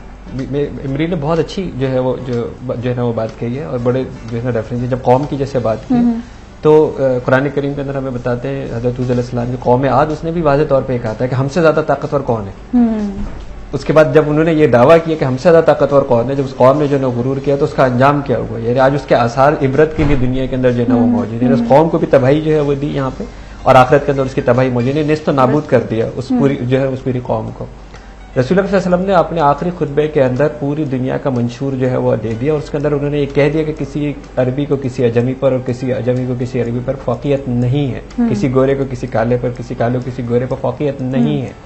जब आपने ये वाज़ेह तौर पे कह दिया और अब इंसान के अंदर ये खन्नास उठता है, इंसान के अंदर ये खन्नास उठता है कि जी मैं बेहतर हूँ, मैं किसी भी लिहाज से, चाहे वो इल्म के लिहाज से, चाहे वो दौलत के लिहाज से, चाहे वो निस्बत के लिहाज से, अगर वो ये कहता है मैं अपने आप को बेहतर हूँ, वहीं से ये गुरूर जो है वो शुरू होता है, वहीं से ये शैतानियत जो है उसके ऊपर जो है वो नाजिल होती है, वहीं से वो नफ्स अम्मारा का गुलाम, अपनी नफ्स का गुलाम बनना शुरू होता है, जहाँ से अल्लाह ताला कहता है कि सिर्फ ये शैतान के बहकाने के ऊपर जहन्नम के जो है वो ईंधन बनने का रास्ता है, जहाँ की तरफ इंसान जो है ये जाता है। और एक और जो है रिवायत के अंदर जो गुरूर है उसको शिर्क असगर भी कहा गया, क्योंकि अल्लाह ताला की सिफत है। अल्लाह ताला की सिफत के अंदर जब आप शेयर करने के लिए जाएंगे तो इसका मतलब है कि आप शिर्क की तरफ जो है वो जाएंगे। तो इंसान क्यों बदतमीज होगा? जाहिर है क्योंकि वो अपने आप को बढ़तर समझना शुरू हो गया, उसकी गर्दन अकड़नी शुरू होगी। जब उसकी गर्दन अकड़नी शुरू हो गई कि वो दूसरे लोगों को अपने से कमतर समझना शुरू हो गया। जब भी इंसान के अंदर, मैंने जैसे आपको ये कहा कि जैसे ही इंसान को ये समझ में आएगा कि मैं किसी भी लिहाज से बेहतर हूँ, या मैं लोगों के आगे अपनी बड़ाई चाहता हूँ, या लोगों के आगे अपनी मैं भलाई चाहता हूँ, चाहे वो दिखाई, बड़ी बिल्कुल सही बात की है कि इंसान सीधे सीधे मुनाफत की तरफ जाता है। जैसा आपने उनको जो है नमाज के लिए कहा, हम सूरह माउन के अंदर लजीना हम जराउन व जमनाउन अलमाउन, वो ये कहते हैं कि जी आपकी जो दिखावा है इसके लिए आपको सख्त अजाब जो है वो आपकी नमाज फवैलुल मुसल्लीन लजीना, अगर आप अपनी नमाज भी दिखावे के लिए पढ़ते हैं तो ये भी आपके मुंह पे मार दी जाएगी। बिल्कुल, यानी वो भी आपकी इबादत जो है वो मतलूब नहीं है। अगर आलिम अपने आप को ये समझता है कि मेरा इल्म जो है वो लोगों से ज्यादा है तो वो जहालत के रास्ते के ऊपर चलना शुरू हो जाता है। अच्छा, यहाँ पर जो है बहुत सारे ऐसे पॉइंट्स आते हैं जो देखे ही जा रहे हैं कि गुरूर की वजह से इंसान अपनी पर्सनैलिटी को खोकर कुछ और बनता चला जा रहा है, जो वो अगेन वही वाली बात कि शैतानियत की तरफ जा रहा है। अच्छा, अभी हम इसकी कंट्रोलिंग की तरफ भी डेफिनेटली हम आएंगे कि इसे कंट्रोल भी किस तरह कर सकते हैं, कौन से ऐसे पॉइंट्स होते हैं जिससे इंसान जो है अपने आप को बचा सकता है। लेकिन जो एक बात आती है, एक तो ये आ गया कि पैसा दौलत ज्यादा हो, इंसान जो है वो अक्लमंद ज्यादा होता है या पोस्ट ज्यादा होती है, एक दो चीजें और भी जिसकी वजह से गुरूर बढ़ जाता है। हम जरा ब्रेक पे जाएंगे, ब्रेक के बाद आपकी कॉल्स भी लेना शुरू कर देंगे। अगर आप भी समझते हैं कि कहीं पर कोई आपके अंदर गुरूर या तकब्बुर है तो आप बिल्कुल कॉल करें, या आप कि कोई आपके घर पे ऐसा रह रहा हो जिसकी वजह से आपको प्रॉब्लम हो रही हो सिर्फ गुरूर की वजह से, तो आप जरूर हमारे साथ शेयर कीजिएगा। आपकी कॉल्स का वेट करेंगे। हमारे साथ ही रहे सलाम पाकिस्तान।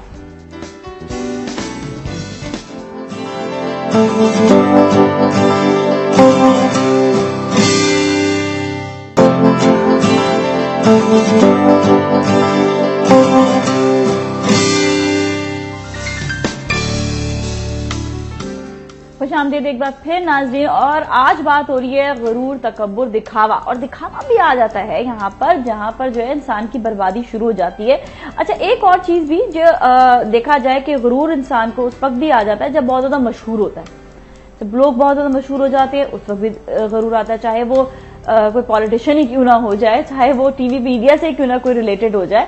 तो यहाँ पर भी जो है देखा यही गया कि जो बहुत ज्यादा एकदम ऊपर गए उनका डाउनफॉल बड़ा खतरनाक हुआ है।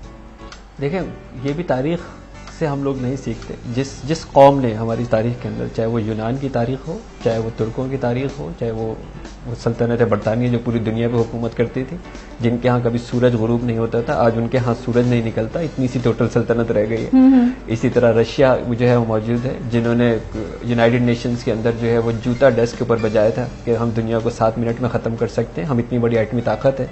वो टुकड़े टुकड़े होके जो है ना वो बिखर गया। तो ये कौम जो है, इंसान सुनता नहीं है, समझता नहीं है, तारीख से सबक हासिल नहीं करता है। जैसे कुरान करीम कहते हैं बेशुमार कौमों के बारे में, कौम आद के बारे में, कौम समूद के बारे में मुस्तकिल कहा जा रहा है कि जिन जिन लोगों ने जो है वो गुरूर किया, हमने उनको इबरत बना दिया।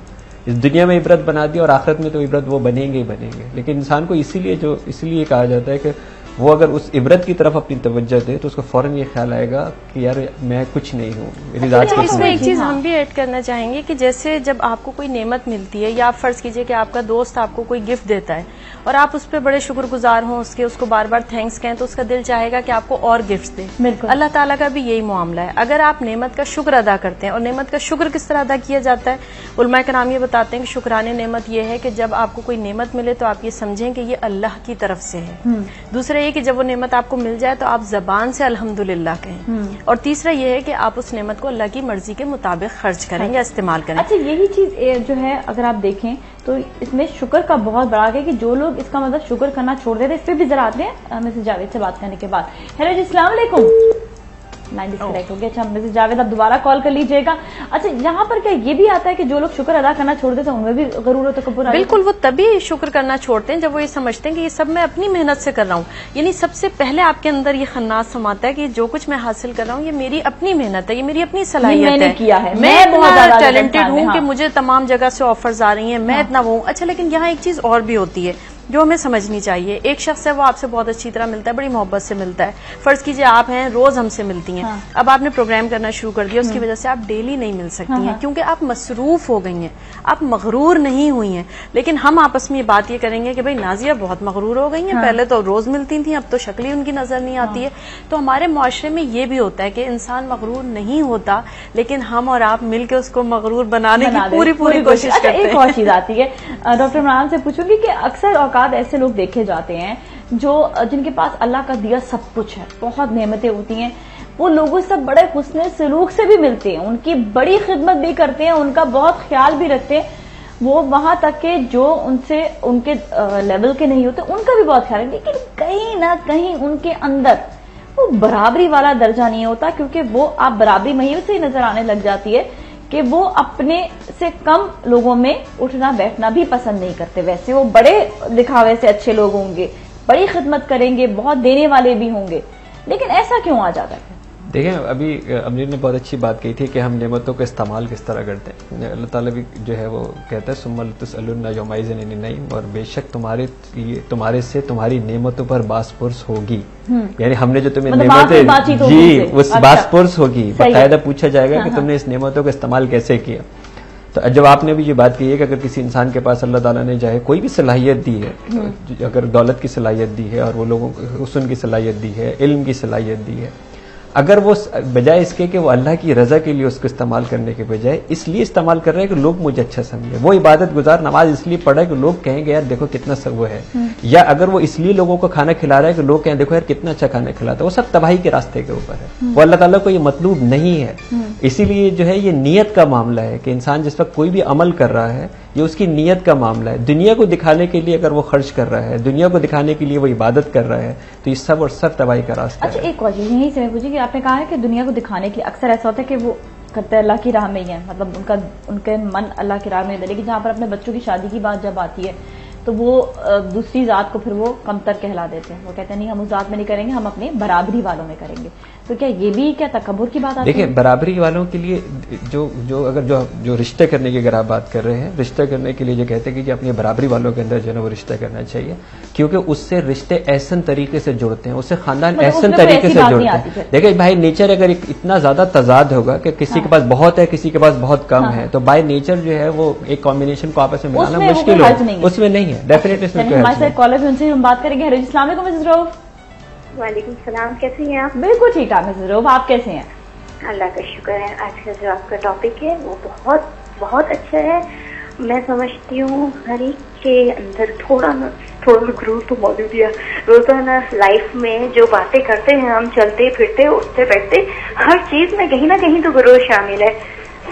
तो बहुत अच्छा टॉपिक किया है आपने, मुझे बहुत खुशी है और बहुत ज्यादा नॉलेज मिल रही है अभी तक जो प्रोग्राम हुआ उसमें। बिल्कुल सही बात है। आपको मैं एक बात बताऊं, मैं खुद यहाँ बैठे बैठे भी कई ऐसी चीजें होती है जिसमें नॉलेज हासिल कर रही होती हूँ, और पता है वो लाइफ को इंसान का बेहतर बनाने में बड़ा काम आती है। अच्छा मिसेस रऊफ, आपके सामने कभी कोई ऐसी बात हुई है? डेली लाइफ में होती है, कहीं ना कहीं कुछ ना कुछ जरूर होता है। हम हर चीज में बराबर, तो किसी को भी अपने से बराबर तो नहीं चूज करते। शॉपिंग लेने तो हम जो अपने लिए पसंद करेंगे वो किसी और के लिए पसंद करेंगे। एक चीज जरूर आती है, खवातीन की बड़ी जो है ना आपस में एक गरूर की बात आती है। Thank you so much for calling, बहुत बहुत शुक्रिया।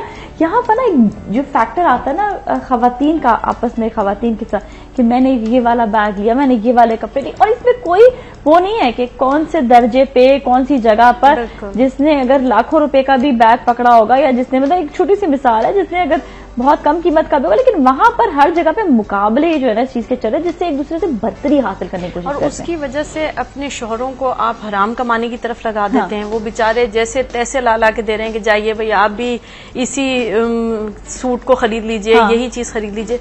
लेकिन इससे ज्यादा एक और तकलीफदेह बात हमने औरतों में देखी है, जो हम आज आपके प्लेटफॉर्म से खवातीन से कहना चाहेंगे कि खुदा के लिए औलाद पे गुरूर ना करें। ये हमने बहुत देखा है कि जिसके यहाँ औलाद है वो बे औलाद के ऊपर इतना तंज करेगी। जिसके यहाँ बेटे हैं वो बेटी वालों को ऐसे समझेंगे जैसे पता नहीं ये कितने हकीर लोग हैं कि अल्लाह ताला ने इनको सिर्फ बेटियां ही बेटियां दे दी हैं। उन्हें पता ही नहीं है कि अल्लाह की कितनी बड़ी रहमत है जो उनके घर में आई हुई है। बिल्कुल। लेकिन ये खवातीन में बहुत है, और इसकी वजह से रिश्ते इतने खराब होते हैं आपस में, क्योंकि उमूमन नंद भावज, उमूमन सास बहू और पड़ोस ने एक दूसरे को इसी किस्म के ताने दे रहे होते हैं, और ये गुरूर काम ही उनको घर पे से ताने देना काम, और इस कदर ये गुरूर है और इतना गलत है कि अल्लाह ताला खुद इरशाद फरमाता है कि जो लोग माल की कसरत और औलाद की वजह से गुरूर करेंगे वो सऊद पर चढ़ाए जाएंगे। तो यानी जो अजाब के दर्जे हैं उसमें भी आपको और बुलंद अजाब मिलेगा अगर आप अपनी औलाद की वजह से या आप अपने कसीर माल की वजह से गुरूर करेंगे। और अल्लाह ताला तो इरशाद फरमाता है कि हम दे के भी आजमाएंगे और हम ले के भी आजमाएंगे। तो डरना ये चाहिए कि जब आपको मिला हुआ है और आप पहिए के ऊपर हैं और वो पहिया जब नीचे जाएगा। बिल्कुल बिल्कुल बिल्कुल सही। अच्छा, फौरन से ब्रेक आ गई, हम ब्रेक लेके ब्रेकअप फिर मिलेंगे।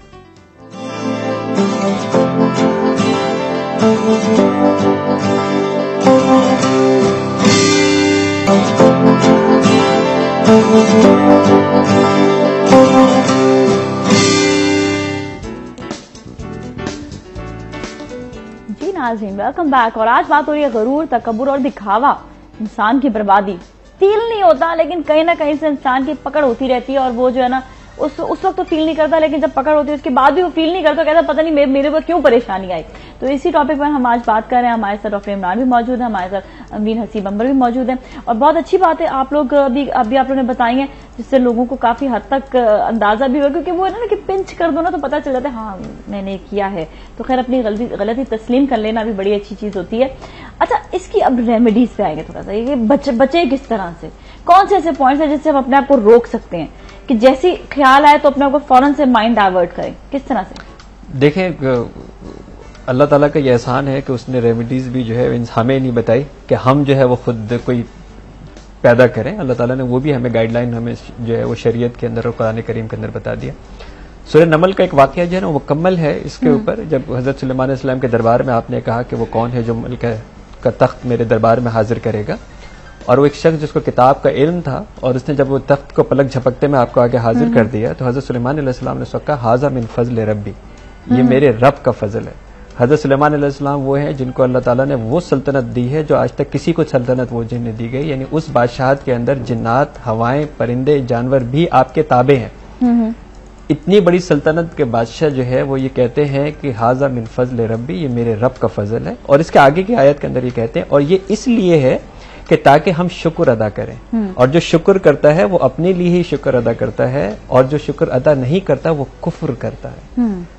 तो अभी जो अमीन ने भी बात कही थी कि हम जो शुक्र अदा नहीं करते, तो जब हम शुक्र अदा नहीं करते तो वो वहां पे कहते हैं जो शुक्र नहीं करते वो कुफ्र करते हैं। तो सबसे पहले पॉइंट ये कि शुक्र अदा करना चाहिए। हमारे साथ एक और कॉलर मौजूद है, उनसे बात करेंगे। जी अस्सलाम वालेकुम। हेलो जी, अस्सलाम वालेकुम। जी अस्सलाम वालेकुम। नाज़िया कैसी हैं आप? बिल्कुल ठीक ठाक है, आप कैसी हैं? इस्लामाबाद। बस शुक्र है अल्हम्दुलिल्लाह। आपका प्रोग्राम मैं रोजाना देखती हूँ, बहुत शौक से देखती हूँ कि इसमें सारे हमारे मसाइल तकरीबन हल ही हो जाते हैं। चले अल्हम्दुलिल्लाह, अच्छी बात है ना कि मसाइल हल होना जरूरी है, सिर्फ वो ऐसे वरना तो फिर जिंदगी बहुत ही मुश्किल है। चले बहुत अच्छा कि आप इस चीज को जो है ना फॉलो करिए। जी ये तकब्बुर के हवाले से बात करनी है कि ये इंसान के सर में खन्नास तब समाता है जब वो अपने आप को कुछ समझने लगता है, चाहे वो एजुकेशन के लिहाज से हो या कपड़ों के लिहाज से हो या फिर दौलत के हवाले से हो। थोड़ा थोड़ा इंसान के जहन में ये चीज आती रहती है, हम तो इस तरह, हम तो उस तरह, कोई यहाँ तक कोई दूसरा बंदा जो है तो हम तक नहीं पहुंच सकता। दूसरों से बस अच्छा लगना जो है ये भी तकब्बुर के सेंस में आता है ना। हाँ, एक दूसरे से और इतराना, उसके बाद हाँ अच्छा इतराना, हम तो इस तरह, हम तो उस तरह है ना। बिल्कुल सही है, थैंक यू सो मच आपके कॉल का। आपसे बात भी करनी है, ये डॉक्टर इमरान साहब से बात करनी है। बिल्कुल कीजिएगा जी, फरमाइए। ये मेंटली डिस्टर्बेंस मुझे बहुत ज्यादा है। असल में मेरी अपने हस्बैंड के साथ जो है तो अंडरस्टैंडिंग भी नहीं है, प्रॉब्लम ये है। और शादी को 7-8 साल हो गए, एज डिफरेंस भी काफी है, और वो कहते हैं कि मैं ठीक हूँ, उधर से फिर मैं कहती हूँ कि नहीं आप, मतलब वो अपनी जगह पे ठीक है लेकिन मेरी बात को वो सुनने के लिए तैयार नहीं है। वो कहते हैं कि तुम नहीं समझती हो, ये है वो है। तो बस उस वजह से मेंटली डिस्टर्बेंस बहुत ज्यादा। सूरतें, वजीफे सब पढ़ती रहती हूँ, नमाज 5 वक्त की अदा करती हूँ। तो बस आप मुझे बता दें कुछ रेकी थेरेपी के हवाले से, अगर आपको कुछ मालूम हो कुछ इस तरह, तो प्लीज जरा मेरी गाइडेंस कर देंगे कि मैं बहुत मेंटली डिस्टर्ब हूँ। अगर टीवी के ऊपर मेरा नंबर आ रहा है 03, नंबर तो आपका नहीं आ रहा ना। अच्छा, वो काफी टाइम से बैठी नहीं हूँ, मैं आपको बता देता हूँ 0322 DR इमरान, डॉक्टर इमरान। आप इस नंबर पे जो है वो मुझे डायल कर लीजिए। मुझे जो है आप बहुत सारी आपकी जो बात आप कह रही हैं इसके पीछे बहुत सारी चीजें मैं सुन रहा हूँ जो आप कॉन्शियसली जो है वो नहीं कह रही हैं, लेकिन मैं आपका जो भी प्रॉब्लम है वो कम्युनिकेशन प्रॉब्लम है। यानी आप जो बात कह रही हैं वो आपके शौहर नहीं समझ रहे, आपके जो शौहर बात कह रहे हैं वो आप नहीं समझ रही हैं। तो कुछ चीजें मैं आपको जरूर कुछ सवालात पूछने के बाद आपको इस तरह बता सकूंगा कि आप किस तरह बात कहें कि वो आपकी बात समझें। इसके लिए जो है आप अगर मुझको फोन कर लें तो मैं आपको जरूर बहुत तफसील से बात जो है वो बता सकता हूँ। थैंक यू सो मच, बहुत बहुत शुक्रिया। अच्छा अमीन, यहाँ पे ये एक और चीज आती है, यही अगेन वही बात को कंटिन्यू करते हुए कि जहां पर दिखावा भी आ रहा है, तकब्बुर भी आ रहा है, गुरूर भी है, ये तीनों चीजें मिली जुली हैं कि तीनों चीजों में कहीं ना कहीं कोई कामयाबी है या फिर तो एजुकेशन ज्यादा चला। उन्होंने कहा कि बहुत सारी ऐसी चीजें होती हैं, किसी पर पैसे ज्यादा होते हैं, किसी पर औलाद जो है बेटे ज्यादा हैं तो उस पर भी गुरूर करने लग जाते हैं। तो अब इस चीज को ओवरकम करने के लिए, स्पेशली ओवरकम करने के लिए, एक तो ये बताया आपने बताया कि शुक्र अदा करें, लेकिन ये कि अब लोगों का माइंड सेट कैसे चेंज होगा, वो क्योंकि वो ये समझते हैं कि हम नहीं कर रहे सब कुछ, हमारे अंदर ये सब कुछ नहीं है, मतलब वो बिल्कुल ब्लैंक हो जाते हैं, उनका दिमाग से बात बिल्कुल खत्म हो चुकी है, तो कहते हैं हम नहीं कर रहे हैं, मतलब उनको नजर ही नहीं आ रहा होता कि क्या हो रहा है।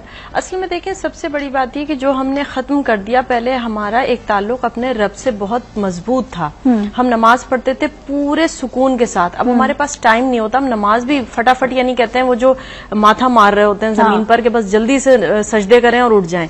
दूसरी चीज ये कि रात में सोने से पहले हम अपना मुहासबा नहीं करते कि आज हमने दिन भर में क्या क्या किया। अच्छा, सूरह नहल में अल्लाह ताला ने इरशाद फरमा दिया है कि तकब्बुर वो लोग करते हैं जो आखिरत पर यकीन नहीं रखते। तो यानी गुरूर से बचने का, दिखावे से बचने का, मुनाफिकत से बचने का सबसे बेहतरीन तरीका ये कि आप आखिरत को बार बार याद कीजिए और आप ये सोचिए कि अल्लाह की पकड़ बहुत सख्त है और बस पकड़ होने वाली है, इसलिए कि आखिरत का वक्त हमें पता नहीं है, किसी वक्त भी जब कुछ होगा तो हमारी पकड़ होनी ही होनी है। और हमें सबसे ज्यादा ये एहसास होना चाहिए कि जो हमें इख्तियारात दिए हुए हमारी आजमाइश हो रही है, मैं इसका कर क्या रहा हूँ। रसूलुल्लाह सल्लल्लाहु अलैहि वसल्लम एक मरतबा तशरीफ ले जा रहे थे तो उन्होंने देखा कि एक सहाबी अपने गुलाम को डंडे से मार रहे थे। तो रसूलुल्लाह सल्लल्लाहु अलैहि वसल्लम ने इरशाद फरमाया कि क्या तुम जानते हो कि तुम्हें इस गुलाम पर जितना इख्तियार है उससे कई गुना इख्तियार खुदा को तुम पर है। तो खौफ के मारे वो डंडा उन सहाबी के हाथ से गिर गया।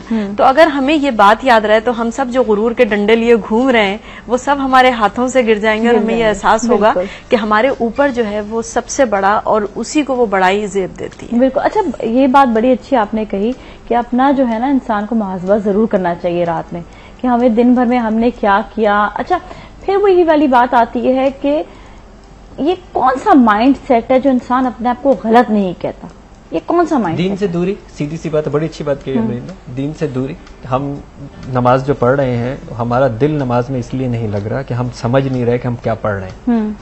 अगर हमें ये बात पता लग जाए कि जो हमें तर्जुमा कर उसको आता हो कुरान करीम का, तो अगर हम नमाज में पढ़ रहे हो तो हम तो खौफ से काम जाएंगे। क्योंकि जब अल्लाह ताला ये कह रहे हैं कि जो तुम जन्नत में दाखिल नहीं हो सकते, तुम मुसलमान नहीं रह सकते क्योंकि तुम शिर्क की तरफ जो है वो जा रहे हो, रसूल सल्लल्लाहु अलैहि वसल्लम की जो है वो आप नाफरमानी कर रहे हो उनके बताई हुई तालीमात की। तो अगर इंसान जब ये नमाज के अंदर इसके पढ़ रहा होगा, जब सूरह माऊन को पढ़ रहा होगा, तो वो कैसे उसको जो है ऐसा कैसे हो सकता है कि वो नमाज से उठे और उसकी आंख और दिल में आंसू ना हो और उसकी गर्दन अकड़ी हुई हो, ऐसे कैसे मुमकिन है? तो ये जो दीन से जो दूरी है ना हमारी, यही बेसिकली एक रीजन है, यही एक रीजन है जिसकी वजह से हम तबाही के ऊपर है। अल्लाह ताला के नामों को मुस्तकिल हमारी जबान के ऊपर जो है वो रहना चाहिए। बेहतरीन अगर जो पढ़ना चाहिए हमको वो है ला हौला वला कुव्वता इल्ला बिल्लाहिल अलीयुल अज़ीम। हम इसको समझते हैं कि चलो शैतान आगे भाग जाएगा, हम इसके लिए जो है ना वो पढ़ते हैं। वो शैतान ही तो आता है। फैक्ट यही है कि जब इंसान के अंदर गुरूर आता है तो वो शैतान ही आता है उसके ऊपर, वो उसी नफ्स अम्मारा के ऊपर जो है वो जा रहा होता है। तो हमें मुस्तकिल जिस वक्त भी जो है हमारे मौका हो, हमें अपनी जबान पे इसको विर्द बना लेना चाहिए।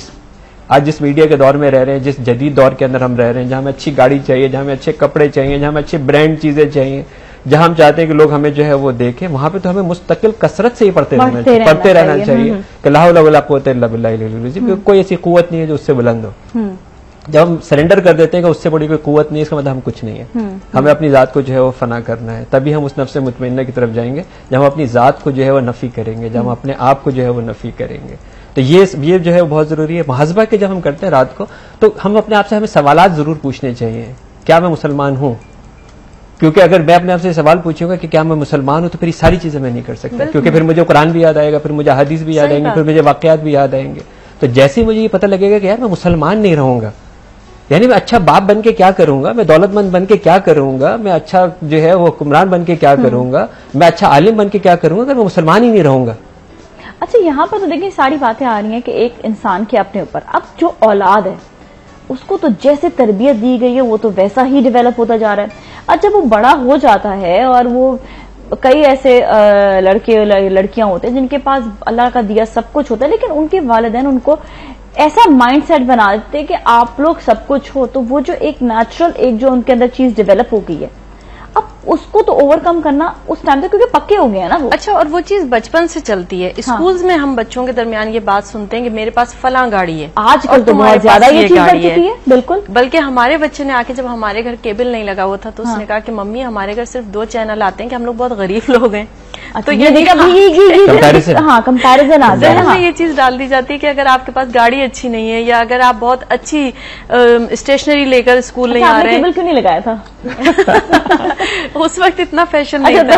आप ये सही कह रही है, देखिए मैं बिल्कुल सही कह रही हूँ। ये इन बच्चों से बात नहीं करना, ये तुम्हारी क्लास के नहीं है। बिल्कुल, और बच्चे साथ बैठने को तैयार नहीं होते, आपकी क्लास के नहीं है, लाइक यू नो, ये आप लोगों के मेल के जो है ना वो नहीं है, वो फलानी कैटेगरी में है, वो पत्नी वो जो है ना वो नाजिमाबाद के लोग हैं, आप डिफेंस के लोग हैं। आप अंदाजा ये करें, डिफरेंशिएट करना शुरू कर रहे हैं, बच्चों को आपस में मिलने। अच्छा, एक और चीज, जो गैजेट्स आजकल बहुत ज्यादा आ गए हैं और एक से एक मुकाबला हो रहा है। अकेले आप 3 साल की उम्र से बच्चे के जहन में एक चीज डाल रहे हैं, तो वो बड़े होकर कहां तक पहुंचेगा? हमारे कॉलर इसके बाद इसी सवाल की तो दोबारा आएंगे। जी अस्सलाम वालेकुम। जी अस्सलाम वालेकुम। वालेकुम अस्सलाम जी। जी मैं जापान से बात कर रहा हूँ, सलीम बेग। जी सलीम साहब, आप आज के टॉपिक के हवाले से कुछ सवाल पूछना था इनसे। जो वक्त पे अभी नादिया का प्रोग्राम चल रहा है लाइव ना, नादिया नहीं नाजिया का। जी मैं ही बात कर रही हूँ। हाँ जी इस वक्त आप लाइव हमारे साथ टीवी पे मौजूद हैं। जी इस वक्त जी आप लाइव बात कर रहे हैं। जी सवाल। हाँ जी, मेरा सवाल ये था कि मुझे ये पूछना था कि ये जो औरतें बाल कटवाती हैं या पर्दा नहीं करती, ये इस्लाम में तो किसी हद तक जायज नहीं है ना, तो इसके बारे में क्या तशरीह है मजीद? चलिए, thank you so much for calling, बहुत बहुत शुक्रिया। अभी हमारे टॉपिक से बिल्कुल आपने रेलेवेंट बात नहीं की है, बहुत ज्यादा हटके बात की है। इस पर कभी इंशाल्लाह फिर कभी जरूर बात करेंगे।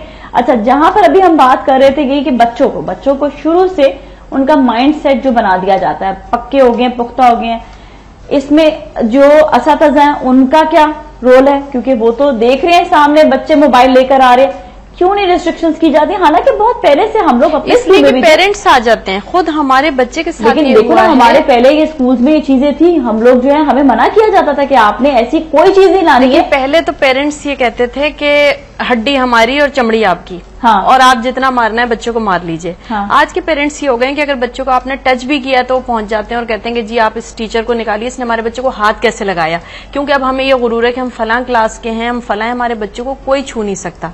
आपको पता है कि अल्लाह ताला ने इरशाद फरमा दिया है कि बाप अपने बच्चों को जो कुछ देता है उसमें सबसे बेहतरीन चीज है उसकी तरबियत। तरबियत कैसी होनी चाहिए? हजरत लुकमान अलैहिस्सलाम अपने बच्चे को नसीहत फरमाते हैं और उस नसीहत में इरशाद फरमाते हैं कि देखो, गुरूर की वजह से लोगों से गाल फुला के यानी मुंह फुला के बात ना करना और जमीन पर अकड़ कर ना चलना, क्योंकि अल्लाह ताला इतराने वालों को पसंद नहीं फरमाता है। यानी ये माँ बाप को बच्चों में डालना चाहिए। अच्छा, हम ये समझते हैं कि ना डालें कोई फर्क नहीं पड़ता, ये हम अपने बच्चों के साथ दुश्मनी कर रहे होते हैं, क्योंकि बच्चों के अंदर कॉम्प्रोमाइज करने की आदत नहीं आती है। वो समझने लगते हैं कि मैं जो हूं मैं हमेशा ऐसा ही रहूंगा, और ये जिंदगी, ये दुनिया एक पहिए की तरह है, आज आप ऊपर हैं कल आपको लाजमी नीचे आना है। तो जिंदगी में जब कभी वो खुदा न खास्ता नीचे आते हैं तो उनके माँ बाप ने उन्हें सिखाया ही नहीं होता है कि किस तरह आपको शेयरिंग करनी है, किस तरह आपको केयरिंग करनी है, किस तरह आपको लोगों के साथ मिलकर जुड़ के रहना है। तो फिर आपको अपना बेटा बिल्कुल अकेला खड़ा नजर आता है, बेटी अकेली खड़ी नजर आती है, और फिर आप अपने आप को कोसते हैं कि मैंने इसकी तरबियत सही नहीं की। देखिए, ये बहुत वक्त गुजर चुका होता है। मैं जो है वो 100% जो है वो एग्री करूंगा जो ये बात कह रही है कि अगर हम खुद भी तर्जुमा पढ़ रहे हो और अपने बच्चों को भी वो तर्जुमा पढ़ा रहे हो, तो हजरत लुकमान अलैहिस्सलाम का जो पूरा वाक़या और जो नसीहत है, हजरत नूह अलैहिस्सलाम की भी नसीहत में यही है कि अपने बच्चों से, बेटों से उन्होंने ये कहा कि तकब्बुर नहीं करो और शिरक नहीं करो। माँ बाप की जो है वो जिम्मेदारी है। मैं विद ऑल ड्यू रिस्पेक्ट ये जरूर इख्तिलाफ करूंगा कि चमड़ी को अभी भी हाथ ना लगाएं, उसके बगैर भी जो है वो सिखाया जा सकता है। क्योंकि देखें, रसूल अकरम सल्लल्लाहु अलैहि वसल्लम ने 23 साल के अंदर वो काया पलट के दिखा दी, उन लोगों को ऑपोजिट करके दिखा दिया उसके ऊपर, और वो सिर्फ और सिर्फ जो है वो अपने हुस्ने कलाम से, आप सिर्फ और सिर्फ हुस्ने कलाम से, क्योंकि वो बहुत लॉन्ग लास्टिंग होता है। तशद्दुद से अगर कोई चीज आप सिखाते हैं तो ये बच्चा जब जिसके पास जब कुव्वत आती है तो ये तशद्दुद का इजहार करता है, फिर ये अपने छोटों के ऊपर तशद्दुद जो है वो करता है, क्योंकि उस वक्त उसकी रीजनिंग नहीं डेवलप हुई होती, तो उसको ये समझ में नहीं आता कि मेरे साथ क्यों हो रहा है। उसकी रीजनिंग कहीं तो जरूरी हो जाता है कि आप बच्चे को सजा दें, और यहाँ तक सजा देखिए, सजा के आज है तशद्दुद और सजा में फर्क समझना चाहिए। सजा सजा बिल्कुल देनी चाहिए, लाजमी तौर पर। अगर आप उसको आप सजा नहीं देंगे, अगर आप उसको कोई पनिशमेंट नहीं देंगे तो उसने तो बिगड़ना ही बिगड़ना है। मैं फिजिकल की मैं बात कर रहा हूँ कि वो जो चमड़ी वाला जो काम है ना, वो उससे जो है वो रुकना चाहिए, क्योंकि हम हमारी थेरेपी फील्ड हमारी थेरेपी है, तो हमें पता है कि बहुत सारे जो सामने लोग आते हैं वो तशद्दुद जिनके ऊपर हो रहा होता है उसके बहुत ज्यादा मनफी नुकसान होते हैं, बहुत ज्यादा मनफी नुकसान एग्जैक्टली बहुत ज्यादा डैमेज हो जाते हैं, फिर वो फिजिकल डैमेज हो जाते हैं और फिर वो लोगों के ऊपर जाके जो है वो तशद्दुद करते हैं। देखिए अगर वो लोगों को अप्लाई करते हैं, डिफरेंशिएट नहीं करते। एक वजह ये भी है, आप बहुत दबे रहे हों, आप बहुत दबे रहे हों और अचानक आपको उभरने का मौका मिल जाए तो आप मुआशरे पे बिल्कुल स्प्रिंग को जैसे आप दबाते जाते हैं ना और फिर वो स्प्रिंग आके मुंह पे पड़ता है आपके। तो बाज लोगों में गुरूर इसलिए भी होता है कि चूंकि उन्होंने बहुत अरसे लोगों की जूतियां सीधी की होती हैं और लोगों ने उन्हें हिकारत से धुतकारा होता है, तो जब उन्हें कुछ मिल जाता है, जब मौका मिलता है या वो सीट मिल जाए तो उसके बाद फिर वो कहीं पर भी सीट हो सकती है। एक और भी फितरत का कानून है कि जिनके घरों के अंदर रिस्क हलाल रहा हो और जब अल्लाह ताला बेशक उनको नेमतों से नवाजता भी है तो वो गुरूर नहीं करते। अच्छा, ये इस पे हम बिल्कुल डिटेल में बात करेंगे, लेकिन एक छोटे से ब्रेक पर हमारे साथ ही रहें।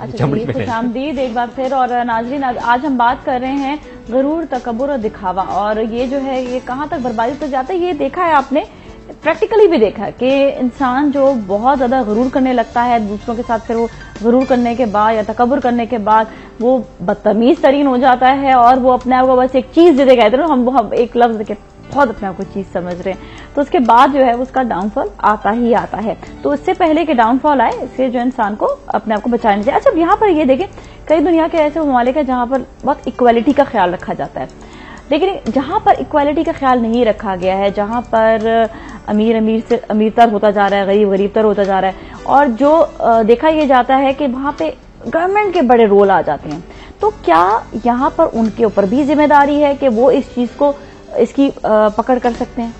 देखिए, इंसान के पास जो नेमतें हैं उसका इजहार के लिए वो इजहार जरूर करेगा। गवर्नमेंट जो है वो ये गाइडलाइंस दे सकती है, वो कानून साजी जो है वो नहीं कर सकती। गवर्नमेंट कभी भी नहीं कह सकती कि आप 2 लाख रुपए का सूट न पहने। गवर्नमेंट ये कर सकती है कि 2 लाख रुपए पे 50% टैक्स लगा दे। ये वो कर सकती है कि गरीब को जो है वो कम टैक्स दे या टैक्स से इस्तिस्ना कर दे। और अगर आपके हायर ब्रैकेट इनकम के अंदर है, जैसे बाहर के मुल्कों में जो वेलफेयर स्टेट्स है वहां ऑलमोस्ट 50% टैक्सेज है। हमारे कैनेडा के अंदर ऑलमोस्ट हम लोग 50% टैक्सेज जो है ना वो देते हैं। क्योंकि आपके पास बहुत पैसे तो ठीक है, आप 50% टैक्स, आपको 5 लाख रुपए का सूट देना है, आप 10 लाख का पहने 5 लाख टैक्स दे दें। डॉक्टर साहब, ये जो हमारे यहाँ प्लास्टिक मनी आ गई है, ये भी तो गुरूर का एक बहुत बड़ा सबब है, क्योंकि आपको अपना बजट ही मालूम नहीं है कि आप निकलते हैं और यहाँ पर बिल्कुल आप जो है मुकाबले में वो बेचारे जो है वो रह जाते हैं पीछे बहुत ज्यादा। अच्छा, इस पर हमारे कॉलर भी एक बात अभी करेंगे उनसे, उसके बाद फिर आपके पास दोबारा आते हैं। अस्सलाम वालेकुम।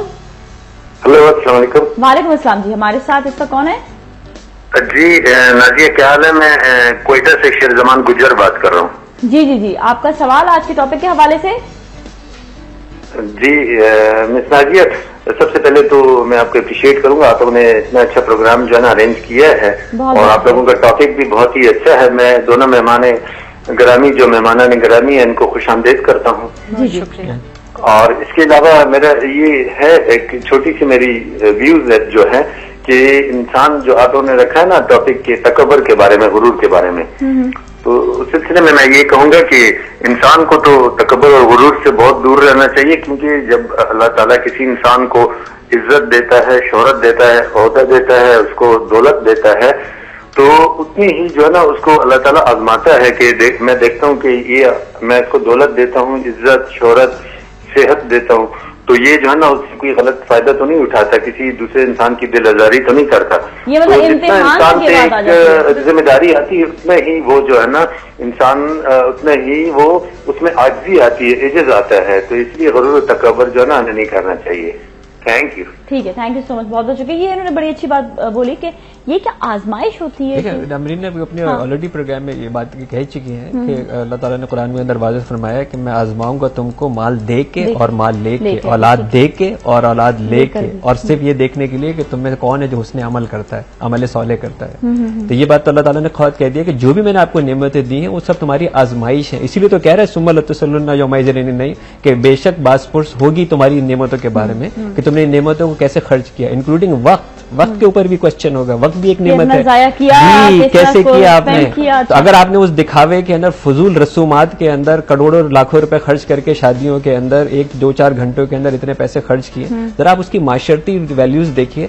जो शख्स ये नहीं कर पाया, जिस शख्स को आपने कह दिया 2 लाख रुपए का जोड़ा था और 4 लाख रुपए का खाना था और 2 लाख रुपए की गाड़ी थी और फलाना था और ढिमाका था, जो ये नहीं कर पाया उसको आपने कहीं इनकरेज तो नहीं किया कि वो हराम की तरफ जाए, उसको हासिल करने के लिए जाए, राइट? या जिस नफ्सियाती बीमारी के अंदर वो बेचारा वो अपने बच्चों को क्या जवाब देगा? वो पूछेगा बाप हमारे पास क्यों नहीं आता, हमें क्यों नहीं आता है? फ्रस्ट्रेशन और डिप्रेशन इतना हमारे मुआशरे में बढ़ रहा है कि हम महसूस ही नहीं कर रहे इस खराबी को, और उसकी वजह से फिर हम देखते हैं ये जो डाके पड़ रहे हैं और ये जो हम लूट मार देख रहे हैं रोड्स पर, इसका एक सबब ये भी है कि हमने जब गुरूर और दिखावा बहुत ज्यादा कर दिया, तो अब जिसके पास नहीं है उसे कहीं ना कहीं से तो पूरा करना है, वो सोचता है मैं ऐसे ही कर। बहुत अच्छी बात है दिखावे की बात, और ये जो प्लास्टिक मनी की आपने बात की कि इंसान को अपना बजट नहीं पता था, लेकिन दिखावे में कि उसके पास ये चीज है मैं भी दिखावे में ये चीज कर लूं, तो वो जो है इंसान को अगेन वो पस्ती की तरफ ले जाता है। क्योंकि हम कहते हैं ना चादर देख के पैर फैलाने चाहिए। अब आज आपको पता ही नहीं आपकी चादर कितनी बड़ी है, क्योंकि आप तो निकले हैं और आप कह रहे हैं एक सूट पसंद आया, अच्छा चलो 2 ले लेता हूँ,